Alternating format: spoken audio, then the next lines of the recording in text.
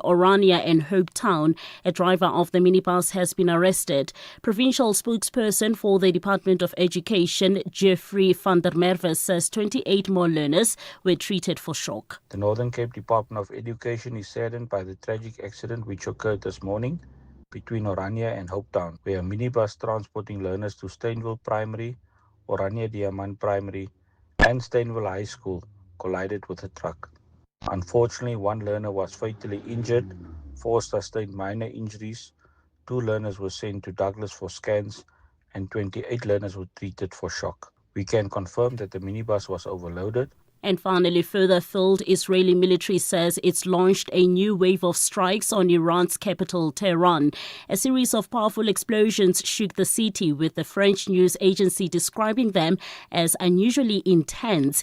Earlier, Israel said it was targeting regime infrastructure and had struck more than 200 targets. The BBC's Liz Doucet. The mightiest army in the world, the United States, has a very different military campaign than the Islamic Republic of Iran. There's this new mantra in Washington that they're saying, well, we have to live through short-term pain for long-term gain. But it was always said that Iran played a long game. They used to use this phrase, strategic patience, and that seems to be in action again, making it clear that the pain is not going to be short, it's going to be very long pain. The top story at 3 back home. Suspended SAPS organised crime head Richard Shiviri has testified that he doesn't know if attempted murder accused Vusmusi Ket Matlala is part of the Big Five criminal cartel. Headlines at 3:30 for SAFM News. I'm Kolofelo Defo. And that's News Bulletin brought to you by Momentum. Momentum is part of the Momentum Group Limited, an authorised FSP and a registered credit provider. They say the early bird catches the worm. Great advice, unless you're the worm. Generic so-called wisdom doesn't work for everyone, so I settle for a financial plan that's one size fits some. Momentum accredited financial advisors take the time to get to really know your unique situation. Advice meets your context. Momentum, your journey to success. Momentum is part of Momentum Group Limited, an authorised financial services and registered credit provider. In sports this hour, Blitzboks targets strong finish in New York. Hunt demands more from Stelli's players. This is ahead of the TS Galaxy clash, and Top Running Club pulls out of future Soweto Marathon over unpaid prize money. I'll have more on this and other sports stories at 3:30. Here, there, and everywhere. SAFM 105.1 FM in Johannesburg. The Folds and the neighborhood kickers know there's no room for compromise. Both sides are desperate to climb out of the bottom half, and only maximum points will do. This is the Bundesliga. Football as it's meant to be. Catch Borussia Mönchengladbach versus St. Pauli on Friday, 13 March at 9:30 p.m.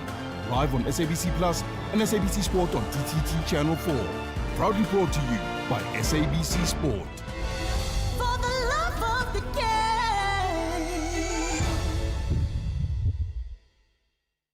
It's a new day, new deadlines. You're gonna do your best. You're only human. Thank you for your patience. So why, when contacting your business's current provider, an automated voice adds you to an imaginary queue, like you're just another number? Your caller number 17. Not exactly humane, is it? Don't let bad tech choices get in the way. Switch to a dedicated human specialist, because nothing should stop your business. Call 084 1234. Celti.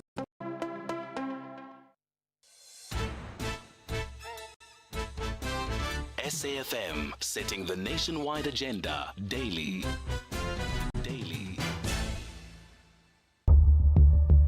As the nation seeks answers, SAFM brings you live, uninterrupted coverage of Parliament's ad hoc committee investigating allegations made by KwaZulu-Natal Provincial Commissioner, Lieutenant General Nhlanhla Mkhwanazi. You can also stay up to date with the Judicial Commission of Inquiry into criminality, political interference, and corruption in the criminal justice system.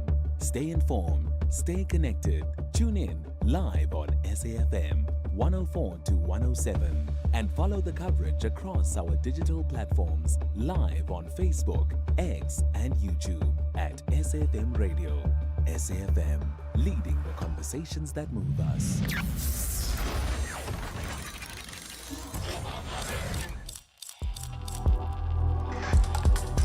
The National Pulse with Ashraf Garda on SAFM.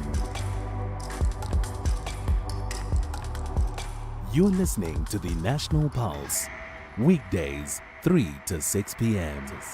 Right, so the Madlanga Commission adjourned until Monday, the same with the ad hoc committee as well. I'm sure you have lots to say about today. And maybe to test on yesterday. Big winners for the day today, big losers for the day. You can add your comments right away, WhatsApp, and we'll take live calls as well. And by the way, just talking about, the legal fraternity. I mean, today I had this privilege of going to the Joburg High Court, right? And that's because my son Shakil was admitted as an attorney. So, okay, that's the good news, right? But what is interesting, he was one of about 27 people admitted. And one is the judge, specifically Judge Fisher, just how she was such a stickler, firstly, for getting the procedures right for every one of them before they accepted their application to be admitted. And then when they were all done, she addressed them all. And I thought she said a couple of things that were so interesting. She said, one, remember that today is one of the most important days in your life.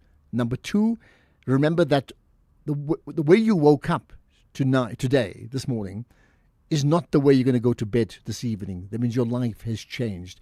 And I remember telling my own son, Shakil, I said, you know what? You woke up as a lighty and now you're an attorney. And I think there's this significant change. And then she made the point to say, honor the Constitution. And whatever you do to this group of people, this is so topical because of the Madlanga Commission, please do not get involved in any level of corruption, no matter what. You are the legal fraternity, you're the watchdogs. Do not get involved. Do not compromise yourself with any level of corruption. The country must get rid of corruption. And then finally, she made the point that whatever you do, uphold the Constitution, to the point she said, whatever your religious faith is, there's a good chance you could have your the Bible or the Quran on your bedside, right? And she said, get a pocketbook version of the Constitution at the book at the side as well, so that there will be bad days. There are days that you're going to feel low, and then go back and read the preamble to the Constitution, because that will tell you what you, as a member of the legal fraternity, would need to uphold. And I thought she said it. She spoke so beautifully, the Judge Fisher, that in that moment, it tells you that, hey, whatever we do in South Africa, we have a constitution. We have a constitution. We have a constituent democracy, and we must uphold it. And these legal eagles, this fraternity, they have such a critical role to play in upholding the edifice that is South Africa. So that's my start. That's my point. This is the National Pulse. Welcome to the show. My name's Ashraf Garda. So the Madlanga Commission adjourned until Monday. We'll get reaction, in fact, from you just now, but response in terms of a recap of the day, and that comes up next. Ashraf Garda is streaming live now on Facebook, YouTube, and X at SAFM Radio. Right, so lots to talk about. I can tell you now we have a guest. They say once an ambassador, always an ambassador. So we have a guest who's not an ambassador at the moment, but once an ambassador, always an ambassador. And we'll talk to him after 5 o'clock. I wonder if you can work out who we're going to be talking to. No, not the American ambassador, because he still is the ambassador, right? So let's talk about the Madlanga Commission. So just to confirm, it's been adjourned until tomorrow. Let's find out until Monday. Let's find out what actually has happened today. With the details is the SABC News reporter who's been covering it, Sibatla Mota. Sibatla, appreciate your time as always. Thanks for joining us. Good afternoon to you, Ashraf, and thank you so much for having me. Thank you. So let's start with the adjournment. I mean, relatively early adjournment. Any idea why? Yes. So initially, General Shibiri, Richard Shibiri, was meant to conclude his testimony yesterday, but he couldn't, as the evidence leader had so much ground to cover, which then concluded before lunchtime, and that is why we adjourned early. But basically, what has been the substance of his testimony is his alleged links to members of the criminal cartel, which include Vusumuzi Matlala as well as Katiso Katie Molefe. And what he was questioned on regarding his evidence is this loan that he took from Vusumuzi Matlala that he claims he used to repay his son's vehicle, which was worth 70,000 rands. But when evidence was presented to him over the course of his testimony is the fact that he actually didn't need the money to fix his son's vehicle because, number one, he and his son had more than enough money between the pair to fix the vehicle. And secondly, what was discovered is that this money may have actually have funded his Thanksgiving ceremony back home in Tzaneen. And these were the sort of, evidence that the Matlanga Commission was placing to him because before the commission is evidence from witness C, who has previously testified that Vusumuzi Matlala had informed him that he gave Shibiri, who Matlala would refer to as his person, between 80,000 to 100,000 rands to buy alcohol for this Thanksgiving ceremony that he had back home. And this largely corroborates this alleged loan that he claims he received from Vusumuzi Matlala. But I think another issue at hand is the allegations that he tried interfering in the murder investigation of the Vereeniging engineer, Mansuat. And what the commission put to him is that he was asking for details from witness A, an investigator in the matter that had nothing to do with him because firstly, he was never involved in the case. And secondly, he was still on sick leave when he was inquiring this information for General Shadrack Sibiya, even telling witness A that he needs this information so that General Shadrack Sibiya could give it to the other side. And he was probed about what he meant about the other side. And this is where, details or certain facts emerged about the alleged Big Five cartel, as well as some members who are believed to be part of the criminal syndicate. Okay. And, most days have one or two truly dramatic moments, right? Were there moments like that today? I mean, not really as dramatic moments, but yesterday I can recall a moment, Ashraf, where, he asked the Matlanga Commission to redact a name from the transcription that was placed before the Matlanga Commission. And he pleaded with the commission, just asking the commissioners to say, please don't say this name because he does not want to say this name. And this was a concern that was raised by Justice Mbuyiseni Madlanga, saying that this is a man who's like one of the top police officials who's afraid to mention the names of alleged criminal people who are alleged to be part of these syndicates. And if you remember, he's not the first top cop who's sort of been afraid to mention the name of somebody believed to be part of criminal syndicates. Even General Lesetja Senwana didn't want the name of Steve Mutsumi being made public before the commission, but we found that the commission had actually ruled and said that they can mention Steve Mutsumi's name. So what Justice Madlanga was putting to him is that these men in blue who are placed in these positions are themselves afraid of these criminals, then what then about us, the ordinary citizens who they are meant to protect? Yeah, absolutely. What then happened later on in terms of was it witness G, right? Yes. So witness G is believed to be somebody that handles informers, and he's believed to have handled Brown Mahoti. And what we have heard from his attorneys is that they've got an application requesting that his evidence be heard in camera through an intermediary, and requesting the Matlanga Commission to say, if you even have, technology to sort of alter somebody's voice, please can we utilize that? But then Justice Mbuyiseni Madlanga said he can't rule on that order because then it may lead them to deciding that this his testimony will be heard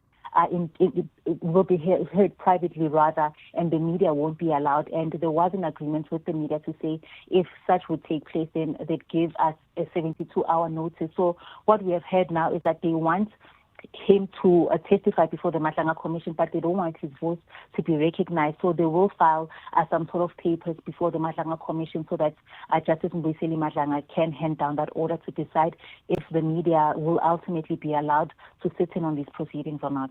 Okay. So the commission then postponed will adjourn till Monday. Any idea what the plan is for Monday? So I think witness, if my memory serves me correctly, is supposed to return to the Matlanga Commission, and this is Sergeant Gosi, the police officer who was seen with a white paper bag exiting the home of Katiso Katie Mulise, and he was seemingly this middleman between your Vosmuzi Ket Matlales and Sergeant Gosi, as well as your General Shibiris and all other, top alleged top businessmen, as well as other top police officials, especially General Shele Sibia. He's known to be very close to him. So we are expecting him to conclude his testimony, because he did come before the commission, but then, his testimony had to stand down because he was just not feeling well. Okay. That's where we're going to leave it, unless there's something else you feel you'd like to share with us. No, I think we can leave it at that. But I think it's such a good thing that President Ramaphosa was able to extend the commission because of the vast sort of evidence that we are yet to hear before the commission. Yeah, point made. Sebatle Mota, thanks. You have a good weekend, and we'll get back working on Monday, of course, right? Thank you for your time there. Right, what it means is reaction from you. So pick up on that. Pick up on the Madlanga Commission today. Big winners, big losers today. Just your thoughts about, the witness who handles people to be in camera. I mean, that's the request, that's the application. Any thoughts on that? Anything coming out of the ad hoc committee that you may want to touch on today? That issue regarding Iran, USA, Israel has gone on now for 2 weeks. Can you believe it? And it's starting, I believe that in the first few days, the hotels in Dubai prices rocketed because people were stuck there until it came to a time where I think whether it was other parts, like from the Emirates, as well as Qatar, said no, they'll subsidize people who are staying at hotels there who can't get home. Now that they're returning home, wherever they come from, there's less people getting to, let's say, the economic hub like Dubai. So the story is that the hotel prices now have plummeted, which means occupancy is very, very low. What that tells you is how quickly the world's economy can unravel. I mean, just think #COVID-19, isn't it? You must consider that. There's also the issue of fuel prices rocketing. We'll talk about that just now. And there's big concerns about that in South Africa as well. So we're all connected. And there's comments about the Constitution, something I touched on with my son being admitted as an attorney, but just the point made by the judge there presiding about the emphasis that these young attorneys now, first day of the job, have got to pay attention to upholding the Constitution and not compromise regarding corruption, because the country has got to get rid of corruption. A point made. This is the National Pulse. This February, fall in love with the shows that bring us together on Saturday nights. First, sparks, surprises, and second chances at romance. Farmer Wants a Wife US, where real love grows in the most unexpected places. Saturday at 8:30 p.m. And before the love story begins, the stage lights up with pure talent and big league dreams. America's Got Talent Fantasy League. The world's best acts battling for the ultimate bragging rights. Saturday at 7:30 p.m. 2 shows, one unforgettable Saturday. Only on S3. Open up. S3. Sorry I'm late, Sevi. Had to fetch my lucky putter. No worries, let's go. We're teeing off in an hour. Great. We're taking your car. Can't. It's already taken. What do you mean taken? It was right here when I left a few minutes ago. I sold it to Weber Cars and made a whole lot of green. Birdie told me that's the best way to sell your car. Not only the best way, it's the fair way. Kom ons vat die pad.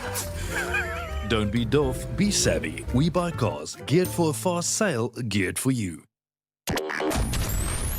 Here, there, and everywhere. SAFM 106.1 FM in Durban North. Ashraf Garda, the National Pulse. All right, let's get your calls. We get a reaction. We'll talk about the fuel potential. Maybe potential is such an understated word, right? Fuel price increase. The rand already has dropped. And you see, it just shows you global uncertainty. The best plans unravel because of that, okay? So let's get reaction from you. Ashraf and the SFM listener, you know what makes these people who are appearing at Madlanga Commission some power and then they thinking they above the board? It's because like what had happened in Zondo, it never have like maybe some good result. That's why they just taking this very easy. They just think maybe it's going to be the same as as the way like Zondo was operating. Okay, the way the Zonda was, okay, you're drawing comparisons, yeah. Afternoon, Ashraf. Congrats to you and your son.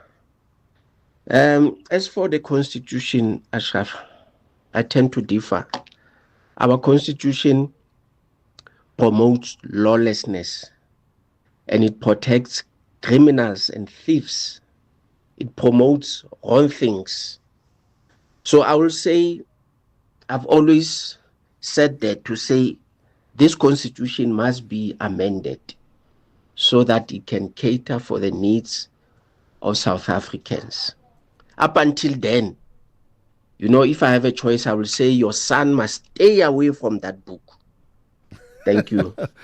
I don't know if you can stay away from the book when you are practicing law. It's like being a football coach and say, can we play rugby on the pitch instead? It's just not going to happen, isn't it? But I take your point. Maybe it's the absence of the application of the Constitution that has got us into so much trouble. Don't you think so? Ashraf, a big congrats, man, to you and your son. Must be a proud moment as a dad to see your son achieve his dreams. Yeah, well done. And I know, listening to you, getting to know you over the radio, your son, I don't think apple falls far from the tree, so he's going to be an upstanding attorney. Congrats, man. Bye-bye. I certainly hope so. And listen, he's taking your advice. He'll be moving to Cape Town in a month's time. Just so that you know. Maybe he's listened to your promos about the Western Cape or the beautiful Western Cape. But hey, thanks for that. Much appreciated, okay? There's more comment, and of course from the person that started all of this in terms of what we're talking about right now. Good afternoon, Ashraf. You are speaking to me from Potchefstroom in Mashisini in the Newtown area. Ashraf, firstly, I would like to thank Lieutenant General Nhlanhla Mkhwanazi so much for that bravery act of 6 July 2025. Because other than that, all these things we are hearing, we wouldn't know about them. Secondly, I think the Madlanga Commission should have a police van on the standby there, because the criminals, just when they implicate themselves, when they are living there, the van should be waiting on the outside for them to be taken. Thank you, Ashraf. The van should be waiting. I'm trying to picture that whole image. Can you just imagine that, right? Okay, more calls from you. Younger in the Cape. Younger, hi. Hi, Ashraf. Yeah, good talking to Younger. Go for it. Your point? Look, unfortunately, your son is entering a very profession that I've lost hope in. It's they don't have morals. I'm talking about the law profession in general. Because to give you two examples, Road Accident Fund. The CEO there was at pains, in explaining how lawyers have looted that institution. He was speaking about something like 5 billion rand per annum, and you have the LPC is not doing anything about these lawyers. And you go to the Eastern Cape, the Department of Health, you have these lawyers, suing the department, but really not giving the money to their clients. So unfortunately, I've lost hope in the profession, and that's what I'm. But you raised an interesting point, Younger. I'm not oblivious to that, right? Absolutely. But put it this way: there are people currently, as we talk, who are police officers who are not doing their job. Not just doing their job; they're committing crime themselves. Then you've had medical people in the medical profession, engaging in medical malpractice. That doesn't mean you give up the medical profession or the police service, for example. So in the same way, and you gave the example of the Road Accident Fund, in the same way that you can get rogue, lawyers and people from the legal fraternity. Conversely, if you just see the people at the Madlanga Commission, I'm talking about, those presiding. These are all people with a legal background. So there's a good example of that They are rogues, but they are also people. Can you just imagine if we didn't have them? They play such a critical role in upholding a sense of justice in our country. Yeah. No, I hear you. Sir. Okay. I hear you. Sir. Thanks for that, Younger, and appreciate the call anyway, right? Ronald in Midrand. Hi, Ronald. Yes, Ashraf. Yeah, how's it, man? I'm fine, Ashraf. Good. Ashraf, I am disappointed with our police. Extremely disappointed. Mm-hmm. It shows how cheap the country is and how cheap our lives are. Because I've been trying to listen to get what led them to the temptation. Just to lose a high-ranking job for 70,000, to me, it doesn't make sense. I know we are not a rich country, but if the country has given you such an honor to be the head of organized crime in the Republic of South Africa with a very decent salary, and you lose everything for a mere 70,000, I think there is some stupidity with the level of thinking from our police. And I'm sorry, because there are a lot of good policemen and women who are doing well, as we have seen with General Santam Kwanas. But the top brass, hey, this is an embarrassment. It means if there can be a billionaire who can give them something better than that, they can even sell the president of the state. That's how cheap they're thinking, these people. But in fact, if you're compromising the police service, then you are selling the president of the state. Because, I mean, in fact, you're putting the president, you're compromising him or her, whoever the leader is, and you're compromising service delivery and maintenance across the country. So you are doing that. Yeah. Exactly. All right. But another point, Ashraf, quickly, I don't know why are they not getting arrested? Because this whole thing that these generals with hardcore evidence that is being presented to them, which they are unable to dispute, they keep drawing salary from the state. That is an insult to the nation. Yeah, okay, point made. Thanks for that, Ronald. Well, there's more to come. There's more on the Madlanga in terms of your comments. There's Iran, USA, Israel, Trump's World Cup saying Iranians not safe if they're going to come and play there. I wonder what you make of that as well. There's so many other things. And now that I mentioned my son, the Constitution, I think the law is such an important conversation to be having right now, don't you think? 3:30, here's the news headlines with Kolo Fellow. Thank you, Ashraf. Good afternoon. In the headlines, the Madlanga Commission has heard an in-camera application from the attorneys of Witness G, who is a new witness. Witness G, who works with police informers, is believed to have been Brown Mogodze's handler. Eastern Cape Finance MEC Mlungisi Mvoko has allocated 1.9 billion rand to the National School Nutrition Program. He tabled the province's budget speech in the legislation in Bisho. And further field, a massive bombardment of Iran is continuing with multiple explosions heard across the capital, Tehran. Iranian state television is reporting a major blast near where thousands of Iranians are taking part in Al-Quds Day rally. I'll have details on this and other stories at 4. SAFM, guiding you through the rush hour traffic. Good afternoon. Starting off in Gauteng, the N12 R24 westbound in Bedford View is slow moving on both routes towards Kiluli's interchange. The M1 southbound in central Johannesburg, slow moving towards Crown interchange, and on the N3 northbound in Heidelberg, a truck fire incident near De Hoek Toll Plaza, traffic moving via contraflow on the southbound carriageway. In KZN, the M4 northbound queuing towards Virginia Airport, Umgeni Road westbound is slow moving through Springfield Park, and a stationary vehicle on the N3 northbound after Ashburton interchange. In Cape Town, Marine Drive northbound is slow moving, that's at Sunset Beach. Campground Road is slow moving through Newlands, and the M5 northbound slow moving through Kuburg interchange. With your traffic update, I'm Irma G. This is SAFM Sports with Tuming Khapele. Well, maybe Tumi, if she's got some time, she can tell me about Iran not effectively being guaranteed safety at the World Cup. You want to start with the Blitz Bocker, right? Yeah, but I mean, this whole thing of Donald Trump is absolutely crazy. 48 hours afterwards, he makes a U-turn, and now I ask, what is FIFA going to do about it? Can you imagine if South Africa hosted the World Cup, when we did in 2010, and tell the countries, we can't guarantee your safety as the teams. Crazy. We can't guarantee it. So Trump is saying that. Now remember, when all teams play, they play under huge security. All teams, even in peacetime, right? So that means, why would he say we can't guarantee it?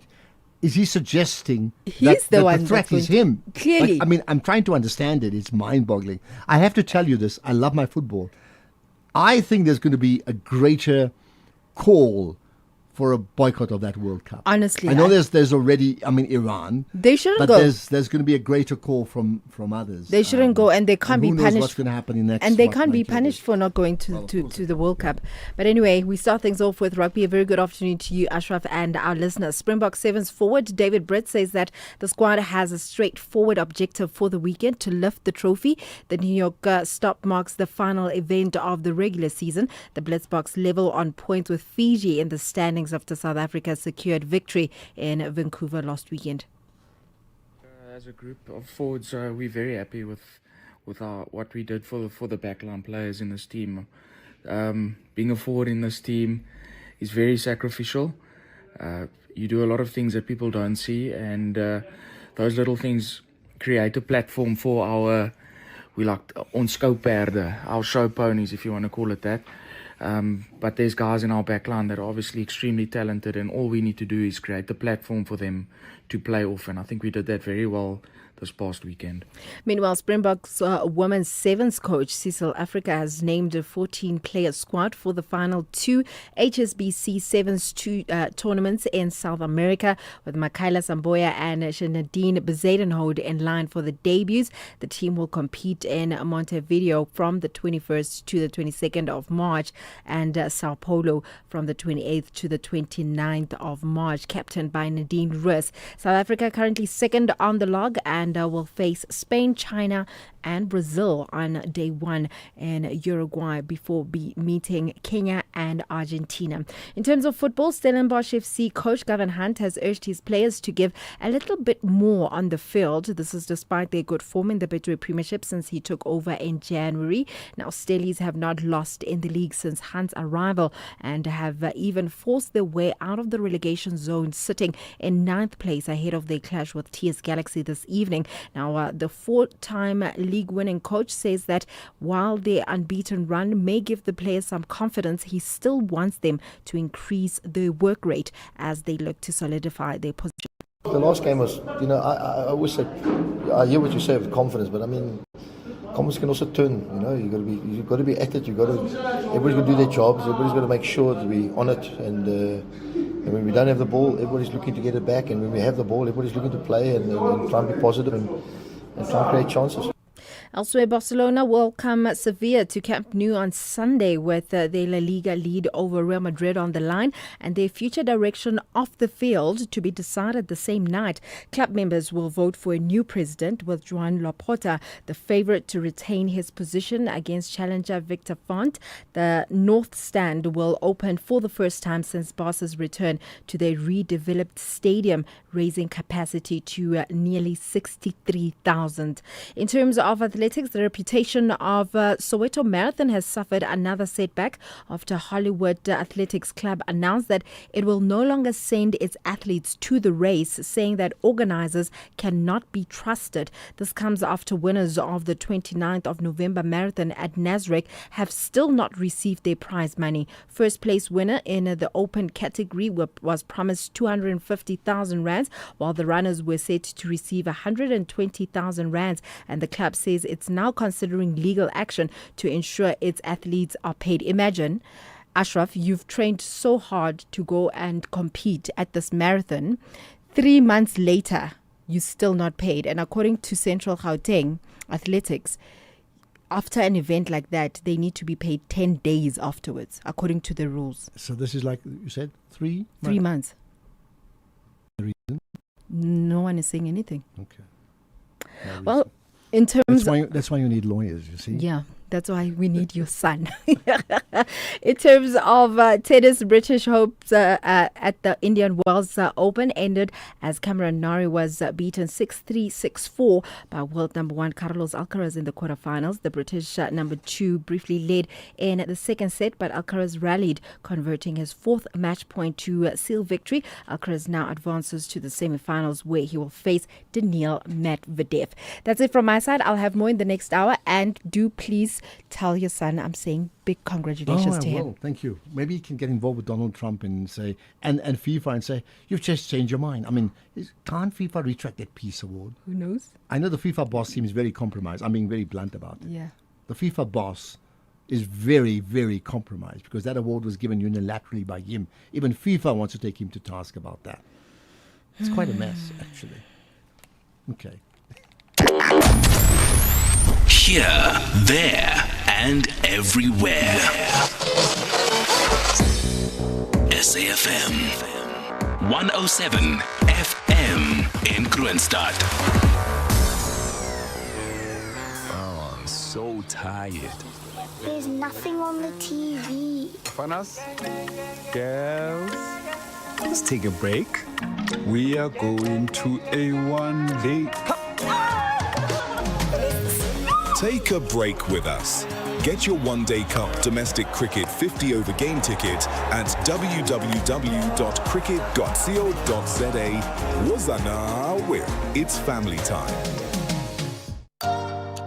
This Human Rights Month, we commemorate a significant milestone, the Bill of Rights at 30, making human dignity real.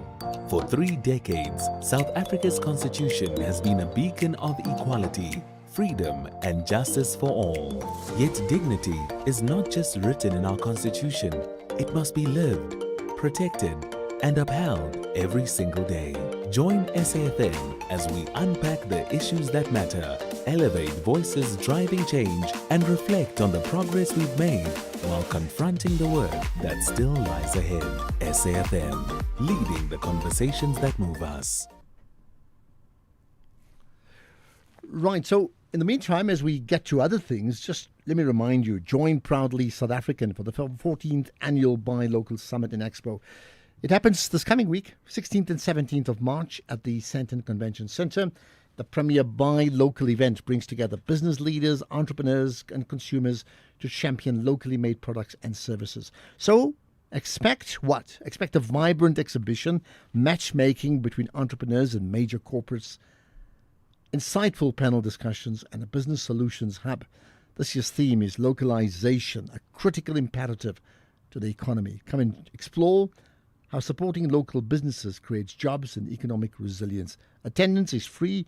To register, go to the website proudlysa.co.za or via links on the socials. So loved year, made year. I tell you what, having been the program director at the Proudly South Africa event a couple of years back and having attended others, my suggestion, if you can, come on, please go. The National Pulse, weekdays, 3 to 6 p.m. Right. Well, I'll tell you what, while we're talking about local, what about fuel? It's not made locally. I mean, there's a bit of a degree of it with Cecil, but certainly not enough. And I say that because, as you know, in the context of global politics, things are changing and they're impacting all of us. One thing is who's right and who's wrong in what we see. The other is the global fallout of that ongoing war in the Middle East and how it's spilled over into other places too. So whatever you may think, what about South Africa? There's a huge issue around energy demands and what that may mean. Let's find out more about it with Dr. Azar Jammine, who's the Director and Chief Economist at Econometrics. Dr. Jammine, appreciate your time as always. Thanks for joining us. Salam alaikum, Ashraf. Yeah, walaikum salam. You're talking about your own Middle Eastern roots as well when you say that. So much appreciated. Thank you. Now listen, I mean, here's the point. Whatever happens in the Middle East impacts all of us. And that's what we're talking about. Let's talk about energy. Where are we at in South Africa as we observe what's going on there? Well, if you talk energy, obviously the biggest element is electricity. And fortunately, at the moment, we are managing to supply sufficient electricity for the country, mainly because there's been a huge move towards solar energy that has relieved the existing electricity infrastructure from the strain that otherwise would have emerged. So, I mean, there's been talk in the last few days, and I'm talking specifically petrol, right, or fuel, that, 1 minute they were talking about 90 cents. And I mean, this is all speculation, 90 cents to maybe 4 Rand a litre increases to even maybe 8 Rands a litre. I mean, how much of it is alarmist or spot on? I can put you into the picture. Those are very realistic estimates. A lot depends on just where and the oil price settles, if it settles at all. Essentially, we're talking about what is the average oil price going to be for the month of March, and then for the month of April or whatever after that. Our calculations show that at $90 a barrel, you're talking about an increase in the cost of petrol of around R4.50 per litre. If it averages $100 a barrel, you're talking about something more like 6 Rand a litre. And if it's $110 a barrel, 7 Rand 50 a litre. All fairly dramatic increases. And in fact, diesel is that much worse at the moment than petrol, because there's a relative shortage of diesel compared with refined petrol. So, you said if, right? So how realistic are those ifs? At the moment, they look fairly realistic, because it doesn't look as if the key is the Straits of Hormuz. Is Iran going to let shipping go through them? When is it going to do so? And the alternative is, are the Americans going to succeed in escorting ships through the Straits anytime soon? And the fear is that the longer this takes, the bigger the strain is for oil producers to actually store the oil that they produce. If they can't get it out, where do they put it if they produce it? And that means that there's a realistic chance that many oil producers, and some have already stopped producing oil because they don't know where they're going to store the stuff. And so, it's a knock-on effect through the whole supply chain, as they saw. And by the way, it's not just oil that we're worrying about. It's gas, and it's also nitrogen for fertilizer, which impacts on potential increases in food prices. It's chemicals to make plastic products that are not getting out, and gases that are used by Taiwan to make microchips. The supply chain is enormous. It goes way beyond just oil. So what should South Africa be doing now? And when I say South Africa Inc. First as a government, then corporate South Africa, then of course, you and I just listening in.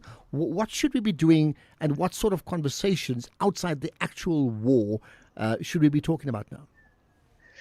We should be starting to talk about people trying to use their cars that much less and to kind of conserve fuel from that point of view, much as we have done what we did in the 1970s, as I remember. And at one point, the price of petrol went up from 54 to 90 cents per litre overnight during the 1979 oil crisis. But we were obliged to drive at 80 kilometers an hour in order to save petrol consumption, that kind of thing, and to drive less and to try and use fuel-efficient cars and to not use expensive fuel guzzlers, to use those sparingly. But I mean, when we talk about, a 1 Rand increase, we can be infuriated, but somehow we can cushion it along the line, right? But when it comes to 4 and 8 Rands, it's complete free fall. Like, it's something you can't comprehend. I'm just trying to think about it in Uber terms, for example, because the knock-on effect will be there, for example, or bus ticket. So if you're paying like 50 Rand for a 15-minute ride at the moment, can you imagine 50 Rand becoming, 1 Rand 20 or something like that? As an example, 120 Rands as an example, or a ticket, taxi ticket of 5 Rands or 15 Rand becomes 30 Rands just overnight. I mean, how are we able to cushion that? You can't cushion that, unfortunately. The best that you can hope for is that this doesn't last, because there was a fundamental oversupply of oil until this all emerged. And the reality is that if peace is reached and the Straits of Hormuz are opened, you could well over time see oil prices coming all the way back down to $60 a barrel, and your price of petrol and diesel will drop back to 2022 Rand a litre. But for certainly for the short term, there's no way that the government would be irresponsible if it tried to cushion this by providing a subsidy, because you don't know how long this whole thing can last. And based upon what the newly appointed, elected Ayatollah, but the same name, Khamenei, the son of the one who's been assassinated, he was very clear about the strategic importance of the Straits of Hormuz, meaning that's your leverage as a country, and they're certainly not going to give that up in a hurry, isn't it? No, they're not going to give that up in a hurry. So, that is why people are getting very cynical, and why the oil price has gone back above $100 a barrel, because people got scared by the determination that sounded coming from him to actually make life extremely difficult. Iran has no other weapon at the moment but to inflict damage on the world economy as a means of getting the powers that be to see sense and end the war. And maybe just the last thing on a macro level, is it too early to talk about, global recession? I think some people are talking about that and the implications thereof.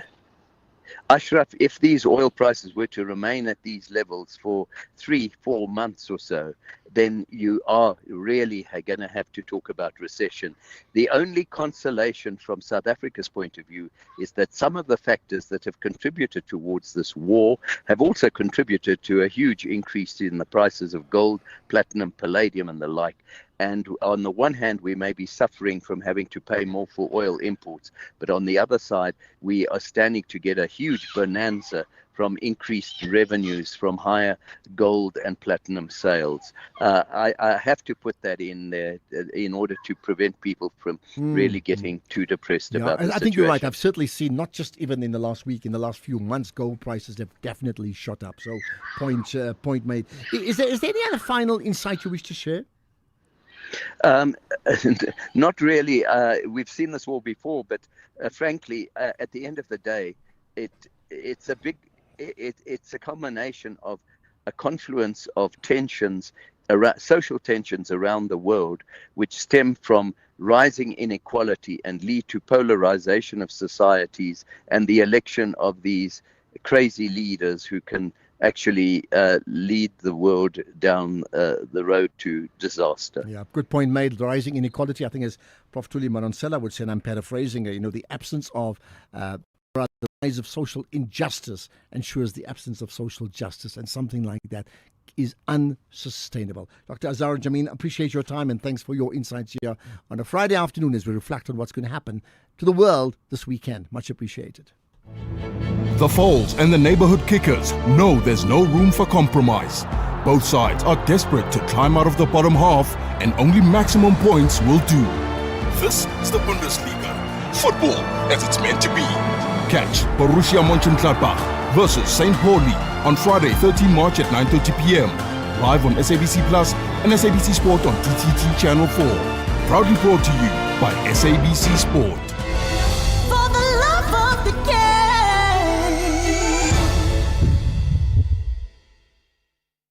With the ever-changing financial landscape, it can be difficult to make sense of all the moves at times.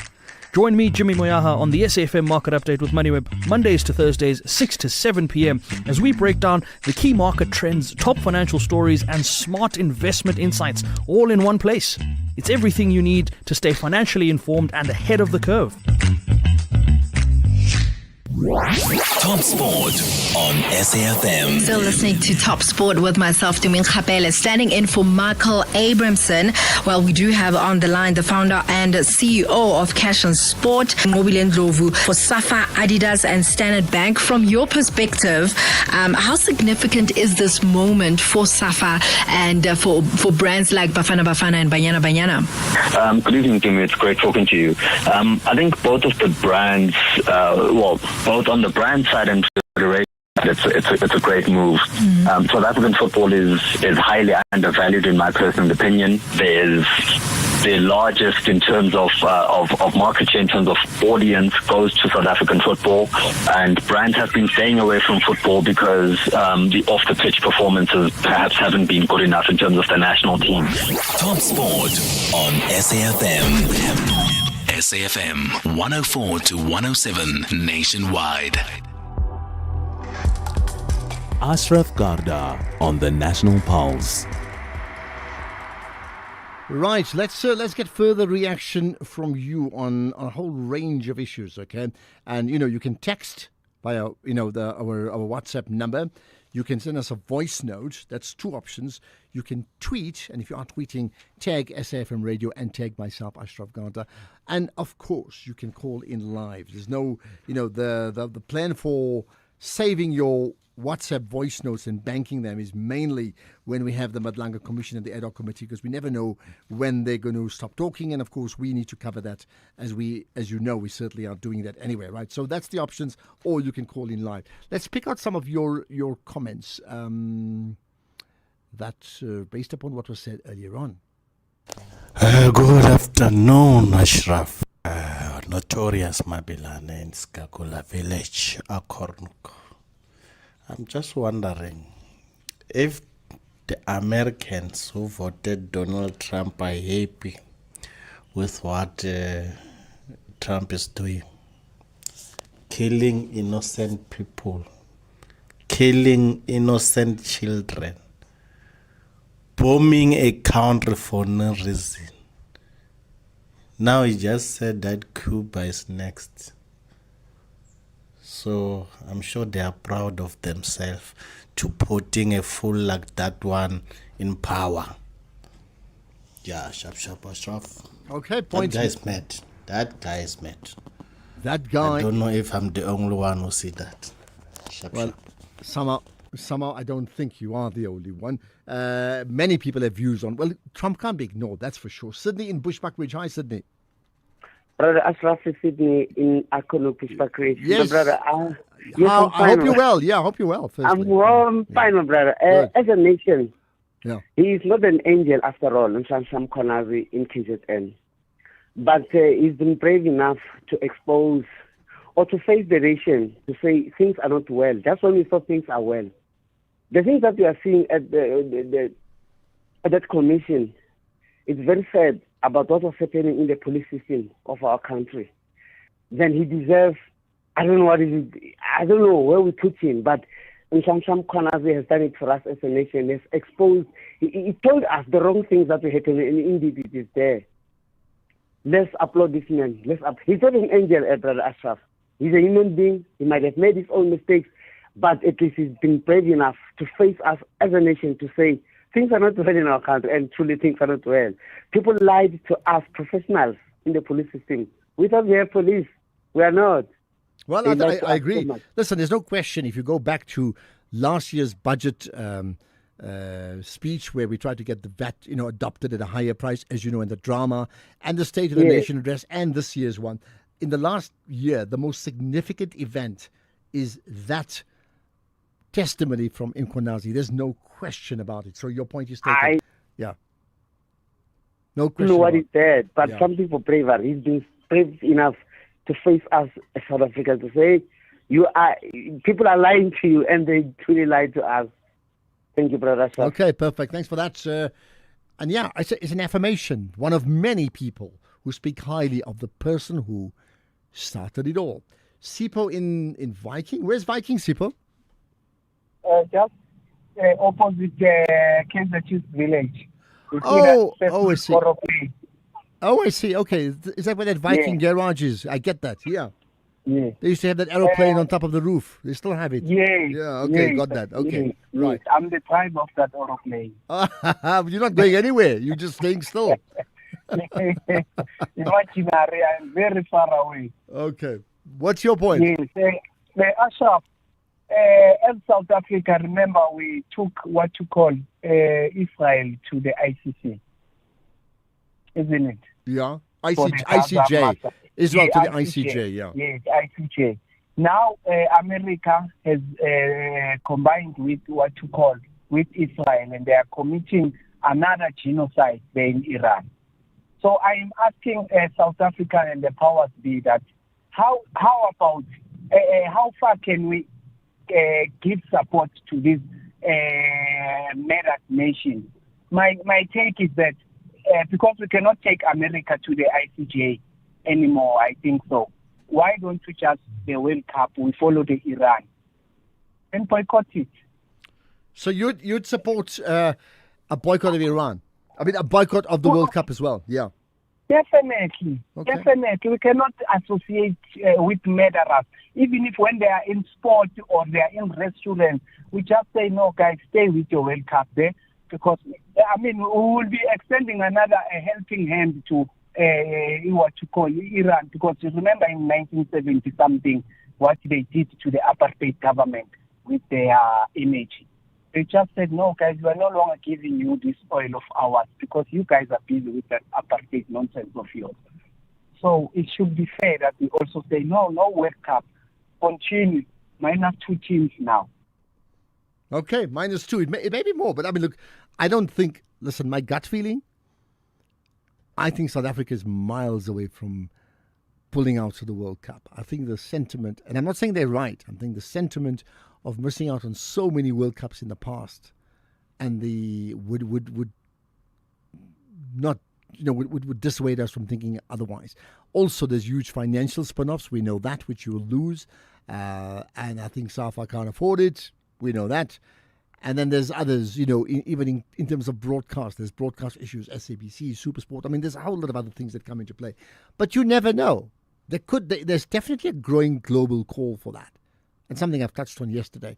In the meantime, let's get the news. It's 4 o'clock. Here's Kolofelo.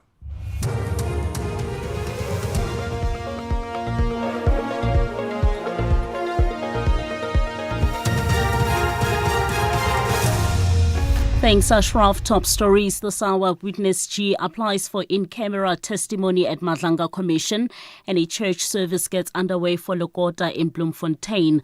Good afternoon. The Madlanga Commission has had an in-camera application for the attorneys of Witness G, a new witness. Witness G, who works with police informers, is believed to have been Brown Mokgosi's handler. His attorney, Tshepo Matlala, has requested Chairperson Mbuyiseli Madlanga that Witness G's testimony be heard in camera through an intermediary. Matlala has cited safety concerns as the reason for the application. What we're asking for, in principle, is for the evidence to be given remotely. However, it can be broadcast and remotely and off camera. Remotely and off camera, yes, that's correct, Chair. Remotely and off camera. And if it is possible, we'd also request for, if the Commission is in possession of this technology, voice-altering technology. Justice Mbuyiseli Madlanga will hand down the order of the application in due course. The Commission adjourns until Monday at 9:30 in the morning. Meanwhile, earlier suspended SAPS organised crime head Richard Shiviri has testified that he doesn't know if attempted murder accused Vusmusi Ket Matlala is part of the Big Five criminal cartel. SAPS head Crime Intelligence head Dumisani Kumalo has previously testified that Matlala is a member of the Big Five cartel. Shiviri told evidence leader advocate Lee Siegel Ngube that Matlala was, however, linked to late taxi boss Jonathan Mswazi Msibi, a member of the Big Five, because he provided him with security. I don't know, but I know he was providing security for the late Mswazi. So you knew that Mr. Matlala is somebody that originates from the late Mswazi? No, I know he provided service to Mr. Mswazi. Linked to Mr. Okay, so he has a link to Mr. Mswazi, providing services for him? Yes. Okay. Shiviri has concluded his testimony. In other news, struggle stalwart Musiwa Teralokota's body is being transported from the local mortuary to St. Rose Lima Catholic Church in Bloemfontein in the Free State, where a church service will get underway now at 4 p.m. before the body is taken to the family home to spend the last night ahead of the funeral tomorrow. Yesterday, friends and family paid tribute to Lokota's role in the liberation struggle during a memorial service. Lokota spent years of imprisonment on Robben Island for his activism against apartheid and later became the first Premier of the Free State in 1994, among other leadership roles he held in government. In other news, Eastern Cape Finance MEC Mlungisi Mvoko has allocated 1.9 billion rand to the National School Nutrition Programme. He tabled the province's budget speech in the legislature in Bisho. The allocation comes as the province is battling with high levels of poverty. The Education Department has received the lion's share of the budget. Mvoko has further announced a sum of 52 billion rand for educators' posts. 1.7 billion rand for early childhood development and grade R support, 2.5 billion rand for 52,817 educator posts. Learner teacher support material received 768.9 million, while 151.3 million rand is allocated for school furniture. Additional investments include 2.756 billion for norms and standards, 0.984 billion for external examinations. And finally, further fold, a massive bombardment of Iran is continuing with multiple explosions heard across the capital, Tehran. Iranian state television is reporting a major blast near where thousands of Iranians are taking part in Al-Quds Day rally. That is an annual march in support of Palestinians and opposing Israel. The BBC's Pahem Gobadi. In early hours of the morning, many people said that was the worst attack on Tehran ever since the war has broken out.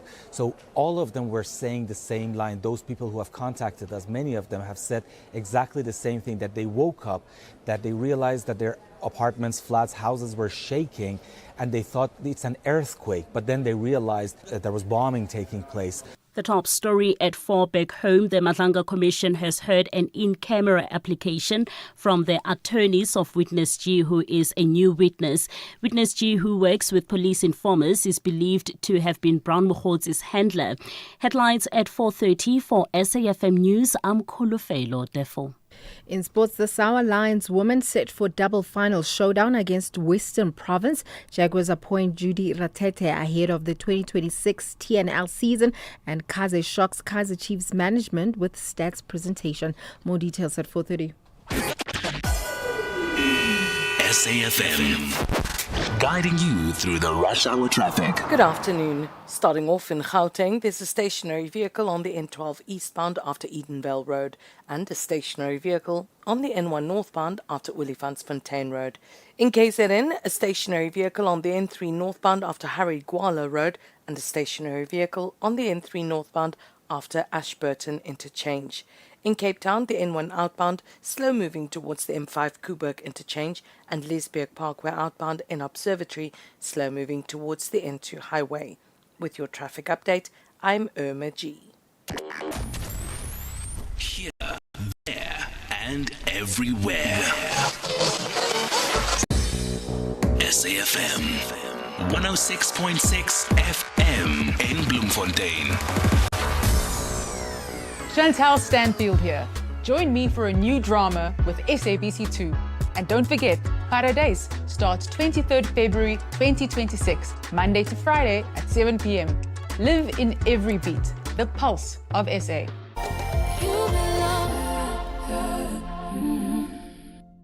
Investing shouldn't feel risky. It should give you security and good returns. Earn up to 7.25% interest per annum with an Absa Cash Invest Tracker for an investment of 100,000 rands or more. Your capital is guaranteed with immediate access to your funds. That's minimum risk, maximum benefit. Absa Private Banking customers can invest from just R1. Open via the Absa Banking app, a branch, a private banker, or 0860 111 515. Your story matters. Absa is an authorized financial services provider. T's and C's apply.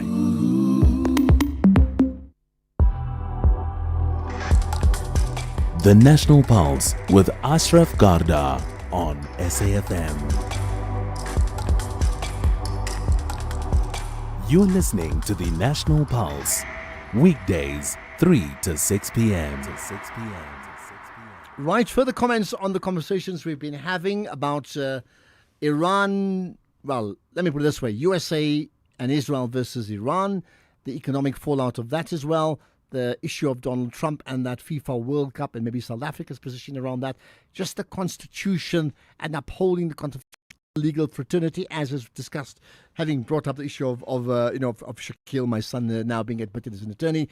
Just your thoughts on that in general, but also other things as well. By the way, I did tell you that we've got a fabulous guest coming up after 5 on the Fireside Chat, and I said it's a former ambassador, but once an ambassador, always an ambassador. I'm surprised nobody has guessed who it is. You may want to still do that anyway, whether by a quick text, WhatsApp, or a comment. I'll mention that to you in a few minutes' time, who we're going to be talking to.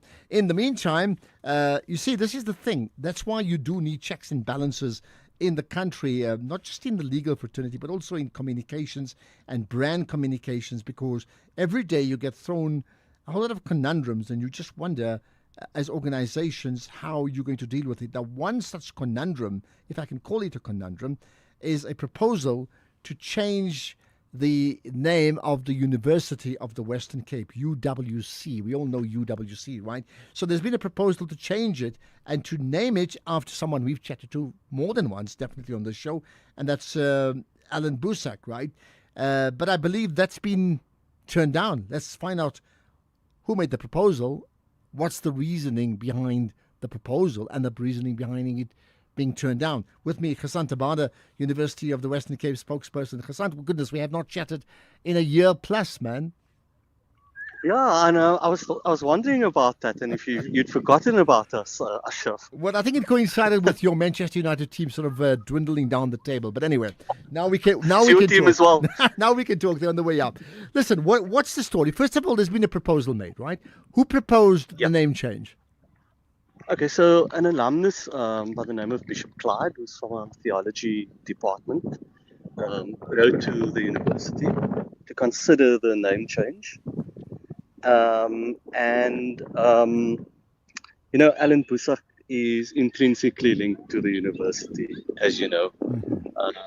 He's considered a very important figure in the history of the university. And in 2022, in fact, we actually conferred an honorary doctorate to Dr. Boesak. So the decision to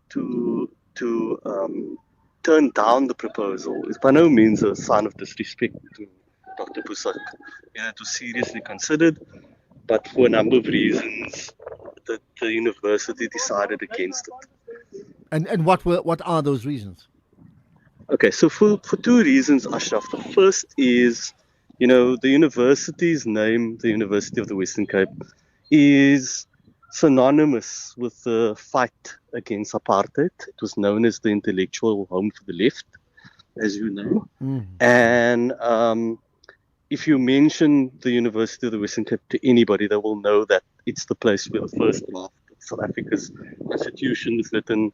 It was the home of of Dalla Omar, Bridget Mabandla, and Professor Jakes Gerwel, really bringing the intellectual kind of muscle to Madiba's cabinet, and so it enjoys a very special place in higher education and, in fact, in South African society. And then the second reason is locating us geographically in the Western Cape as a research-led university, not just for the global South, and helping to solve some of the challenges as set out in the UN Sustainable Development Goals, but also around the world, And do you not think that the name Alan Boesak will enhance the global status of the university, or would it diminish it? Notwithstanding what you spoke about him receiving an honorary doctorate anyway from the university. Look, in terms of my personal views, that's not important. I represent the university. I have a very high regard personally for Dr. Boesak. But I think in terms of individuals, we prefer honoring individuals in different ways. I think the name of the university is a very serious consideration to think about. It's not just a simple exercise.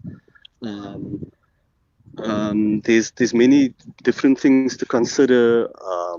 I just look at it from a brand perspective. I've just embarked on a branding exercise using the brand, and very often the name is. We had some brand erosion over the years, and so for the last 8 years, I've been arrested in how do we make this brand a household name in our communities, so that it becomes rightfully a university of first choice. And then you get a proposal like this, and as a brand person personally, you're asking me how I feel. I was like, oops, let's think about that long and hard, because it needs a massive rebranding. And we've had conversations about that regarding names of city changes, like Graaf Reinet is very topical, and obviously PE into Gqeberha, right? Gqeberha, yeah. No, absolutely, and it's not an easy thing to do. That's not to say that we that was a chief consideration, but it is for me personally, as the person charged with the brand of the university. It did make me wonder, if this thing comes to pass, how do we deal with it? Although that was never a consideration. It was more about, as I mentioned, the fact that the university has a history in our liberation. Which I suppose may be different, and we talk about names, maybe different. I think there's been a call out on Rhodes University because certain names of not just varsities but towns are attached after people that perhaps we wish not to be associated with, right? So in this case here, you're saying the name UWC, or University of Western Cape, itself is in no way disparaging in terms of it doesn't have a negative apartheid connotation. In fact, it has a positive struggle connotation in the midst of apartheid. Yeah, no, exactly. That's exactly what I'm saying. And if you want to talk about demographics, for example, of universities, I mean, you just have to step foot on our campus and you'll see what South Africa should look like in terms of demographics. We're a university that's fairly young in terms of the universities around South Africa. We're 66 years old. We've got a growing older alumni now, and hopefully that's going to translate into funds being given to the university by our senior alumni, and they're very proud of the history of the university. And I engage with our social media accounts. There was a lot of talk when the name was first proposed, the renaming, but a lot of people attached and not attached to the university felt that they were comfortable with the name as it is. It had no negative connotations. In fact, it had no hangovers from the past. This is where things like the Hector March happened. It was the sparking of activism for many people in our political arena and beyond. People who had faith and who had faith that this country could be reimagined. So where are we at now? And so have I got it right that that's now been officially turned down? It's an official thing as opposed to a comment, right? Is that subject now closed, or is there still further recourse? The subject, as far as this proposal is concerned, is closed. It was considered by our executive management team in consultation with the Council of the University of the Western Cape, and the proposal was thus respectfully declined. Okay. Do I take it finally that, in fact, on the basis of what you've told me, in terms of how entrenched UWC is in terms of struggle politics in the Western Cape and the country, that in fact, even if a different name was suggested, I'm not too sure who's even more appropriate, but assuming there was, right, it would still be turned down for the same reasons you've mentioned. So it's not about the individual, but I can't say. I would say so. I would say that. We located, for example, on Robert Sobukwe Drive, who's another massive figure in struggle history of South Africa. And I would hate to think that we just turn down every proposal. But I do think that the principles that I've outlined about our history and our geographic location is important. You know, we're increasingly playing in a global space. Next week we celebrate 40 years of our relationship with the University of Missouri. And they call the University of Missouri, you know exactly where they're located. They're in the United States. But this university, very progressive, has supported UWC when we were defunded by the apartheid government. So it's very important for us to hold on to the principle. But what we won't do is not to, members of our convocation make proposals all the time and it will be considered. We're a university. It's a place where ideas get contested. And it's important to have those discussions and those debates going, like the conversation we're having right now, you know. And just lastly on that conversation, you know, I've had the privilege of being at that university, attending a few times for some broadcasts we've done there, right? Certainly not since you've been there, I can tell you, else I would have told you that.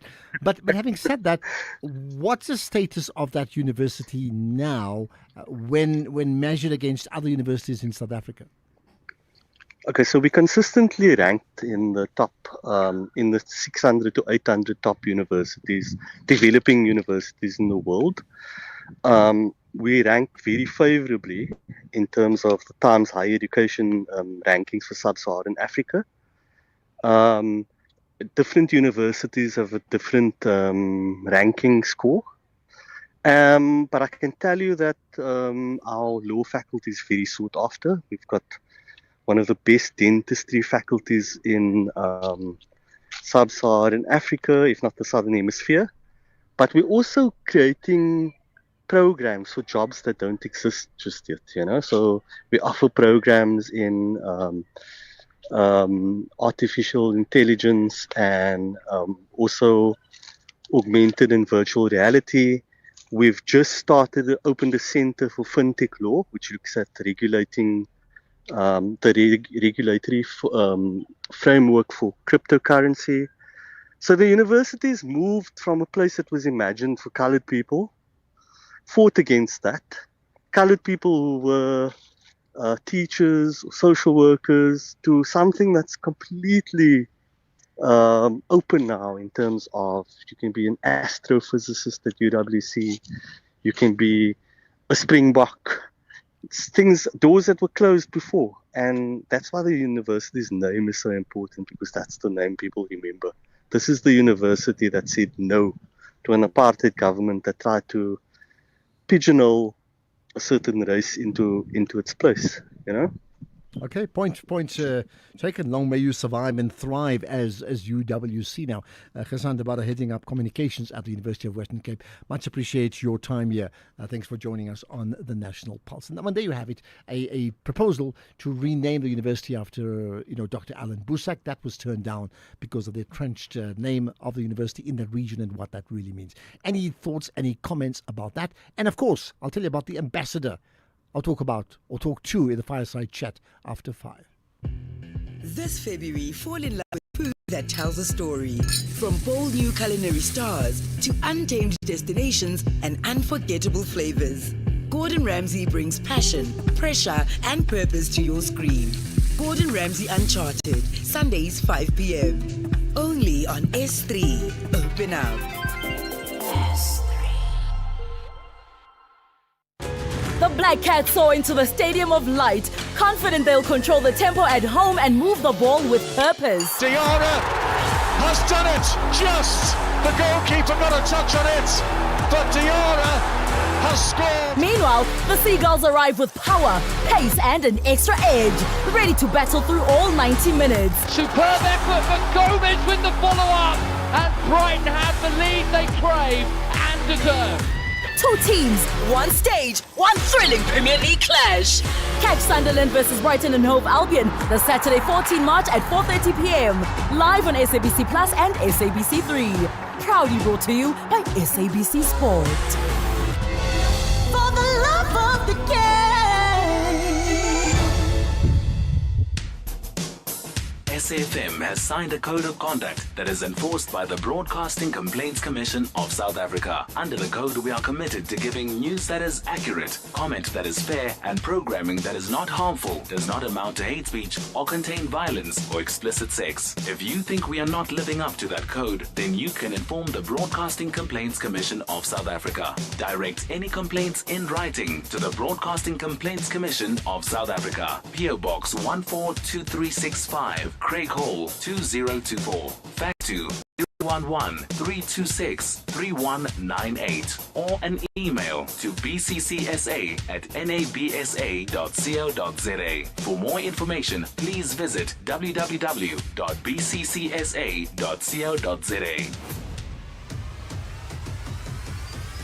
Ashraf Garda is streaming live now on Facebook, YouTube, and X at SAFM Radio.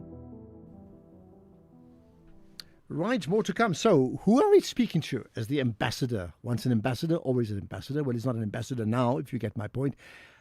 Ebrahim Rasool, talking to him as the fireside chat. And of course, we have to bring up the example of his stint in the USA and how effectively he got shown the door. And the American ambassador to South Africa, how he's just been warned and not shown the door. All this very current, very, very topical, you know that. But of course, we'll talk about other things too, being a fireside chat. Give him a chance to get some of the biggest issues in the world off his chest. And let's see what he says. Right, in the meantime, let's pick up on an issue that certainly is a concern from a union point of view regarding Eskom. And I wonder what your thoughts are on this, right? Because COSATU has thrown its weight behind the National Union of Mine Workers in their planned strike against the unbundling, and this is the key word, the unbundling of Eskom.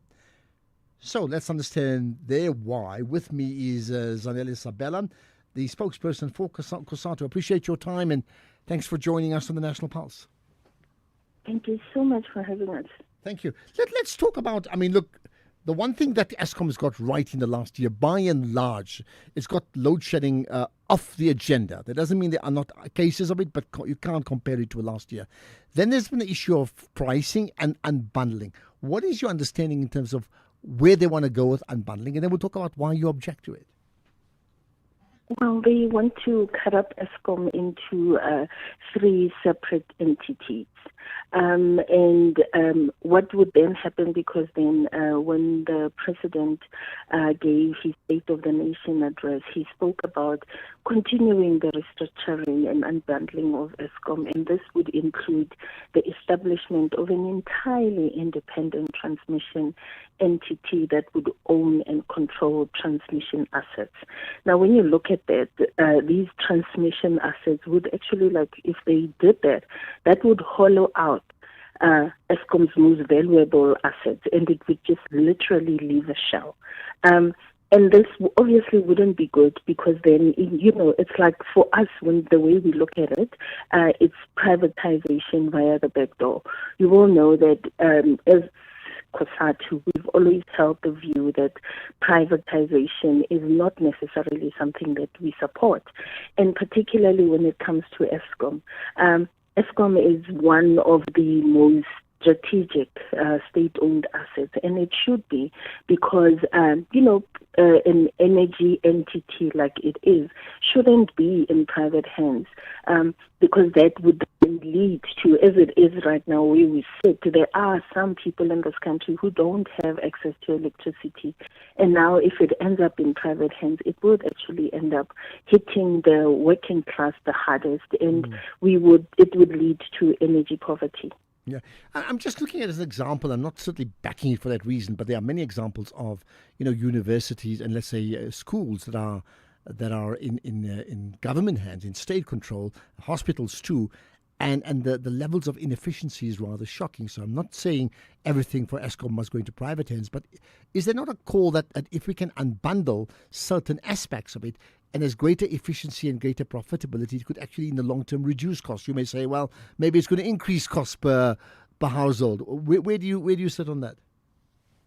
So that's the thing. If we now talk about greater profitability, then that becomes the thing that the entity chases. And when we talk about affordability, then that means affordability is out the window. As it is, electricity has gone up something like 600%.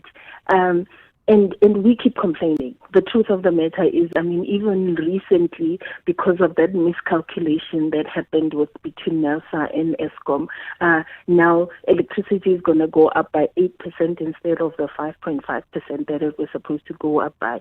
And Eskom has really relied on, over the last few years, on actually taking up its tariffs by double digits.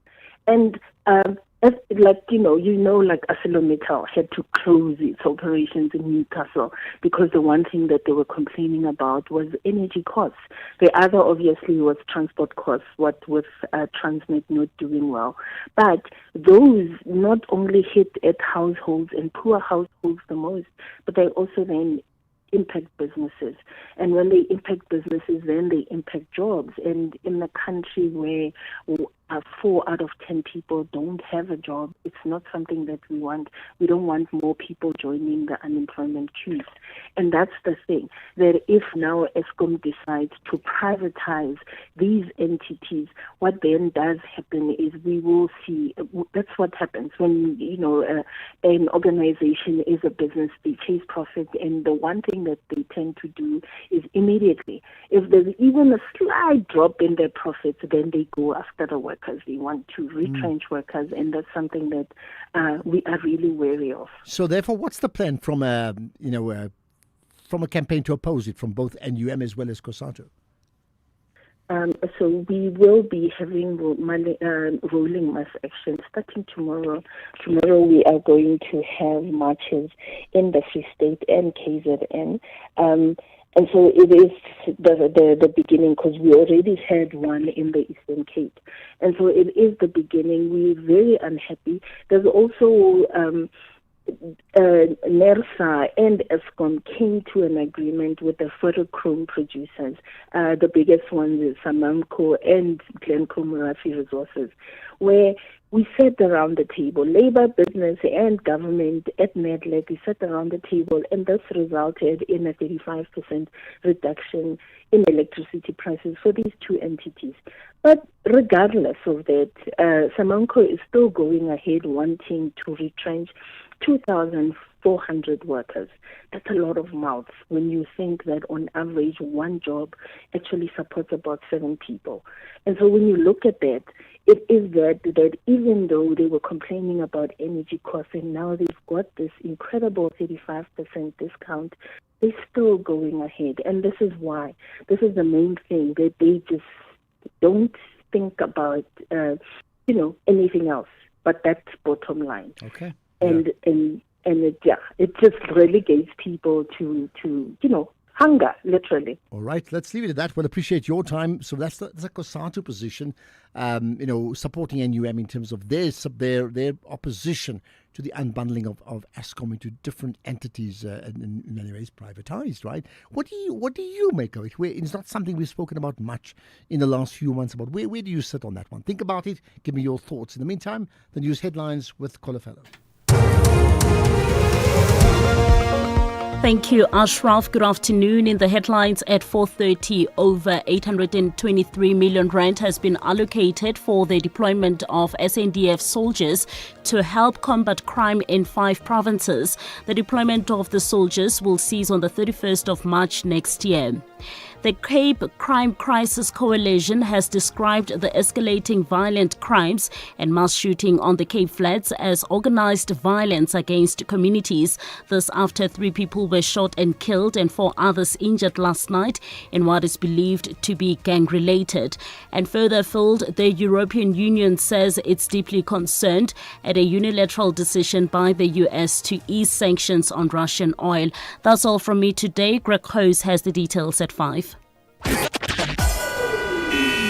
SAFM, guiding you through the rush hour traffic.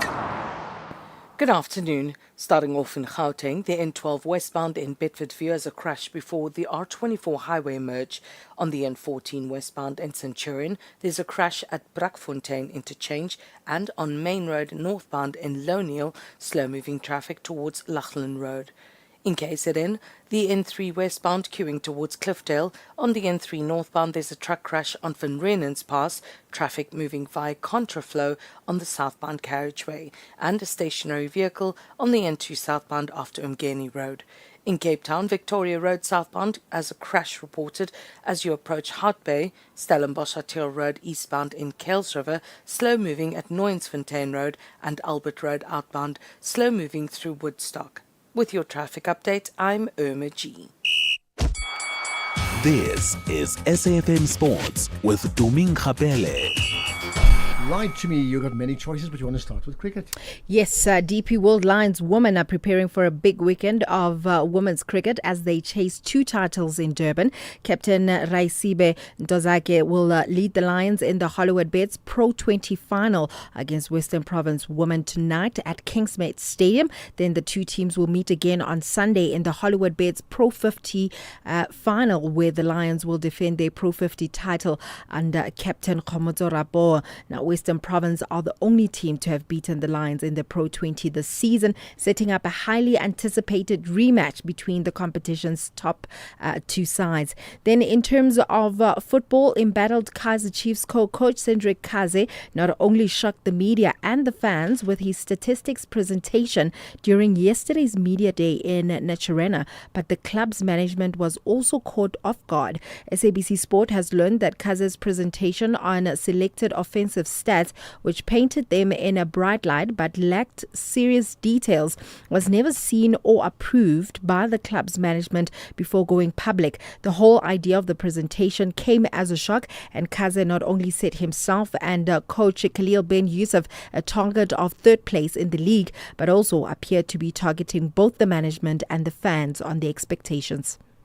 If I believe that if I was judged on where the team used to be, maybe I would got a medal now, because we won a trophy last season after 10 years, and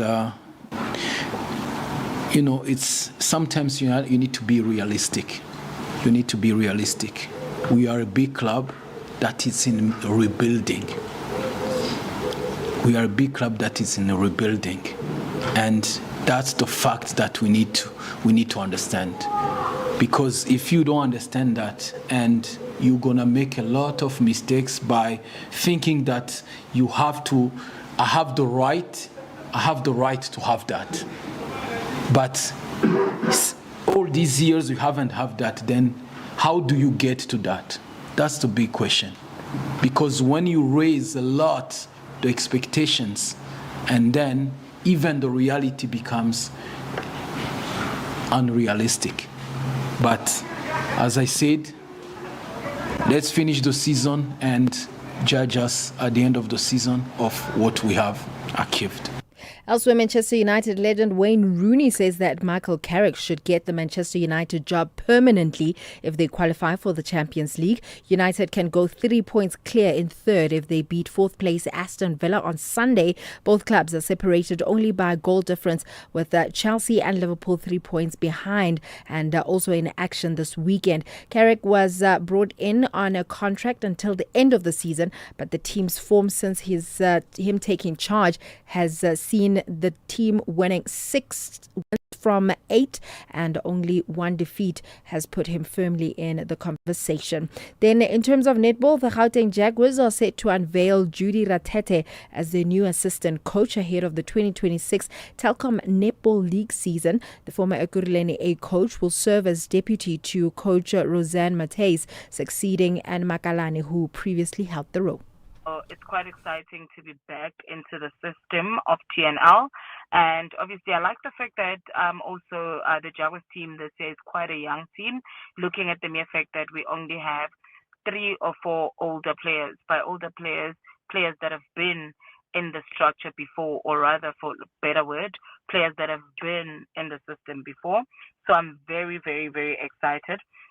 I have enjoyed last year being obviously the male's head coach. I think I have learned a lot, and my skill level have went into different heights. And I think I am now ready, definitely ready to be with the Jags and also share all the knowledge, all the experience, and obviously looking at their performance last year, I'm hoping that me being part of the team would actually obviously add into us playing the finals. Ending things off with motorsport, Judge Russell will start on pole for the sprint race at the Chinese Grand Prix after leading a dominant qualifying performance for Mercedes.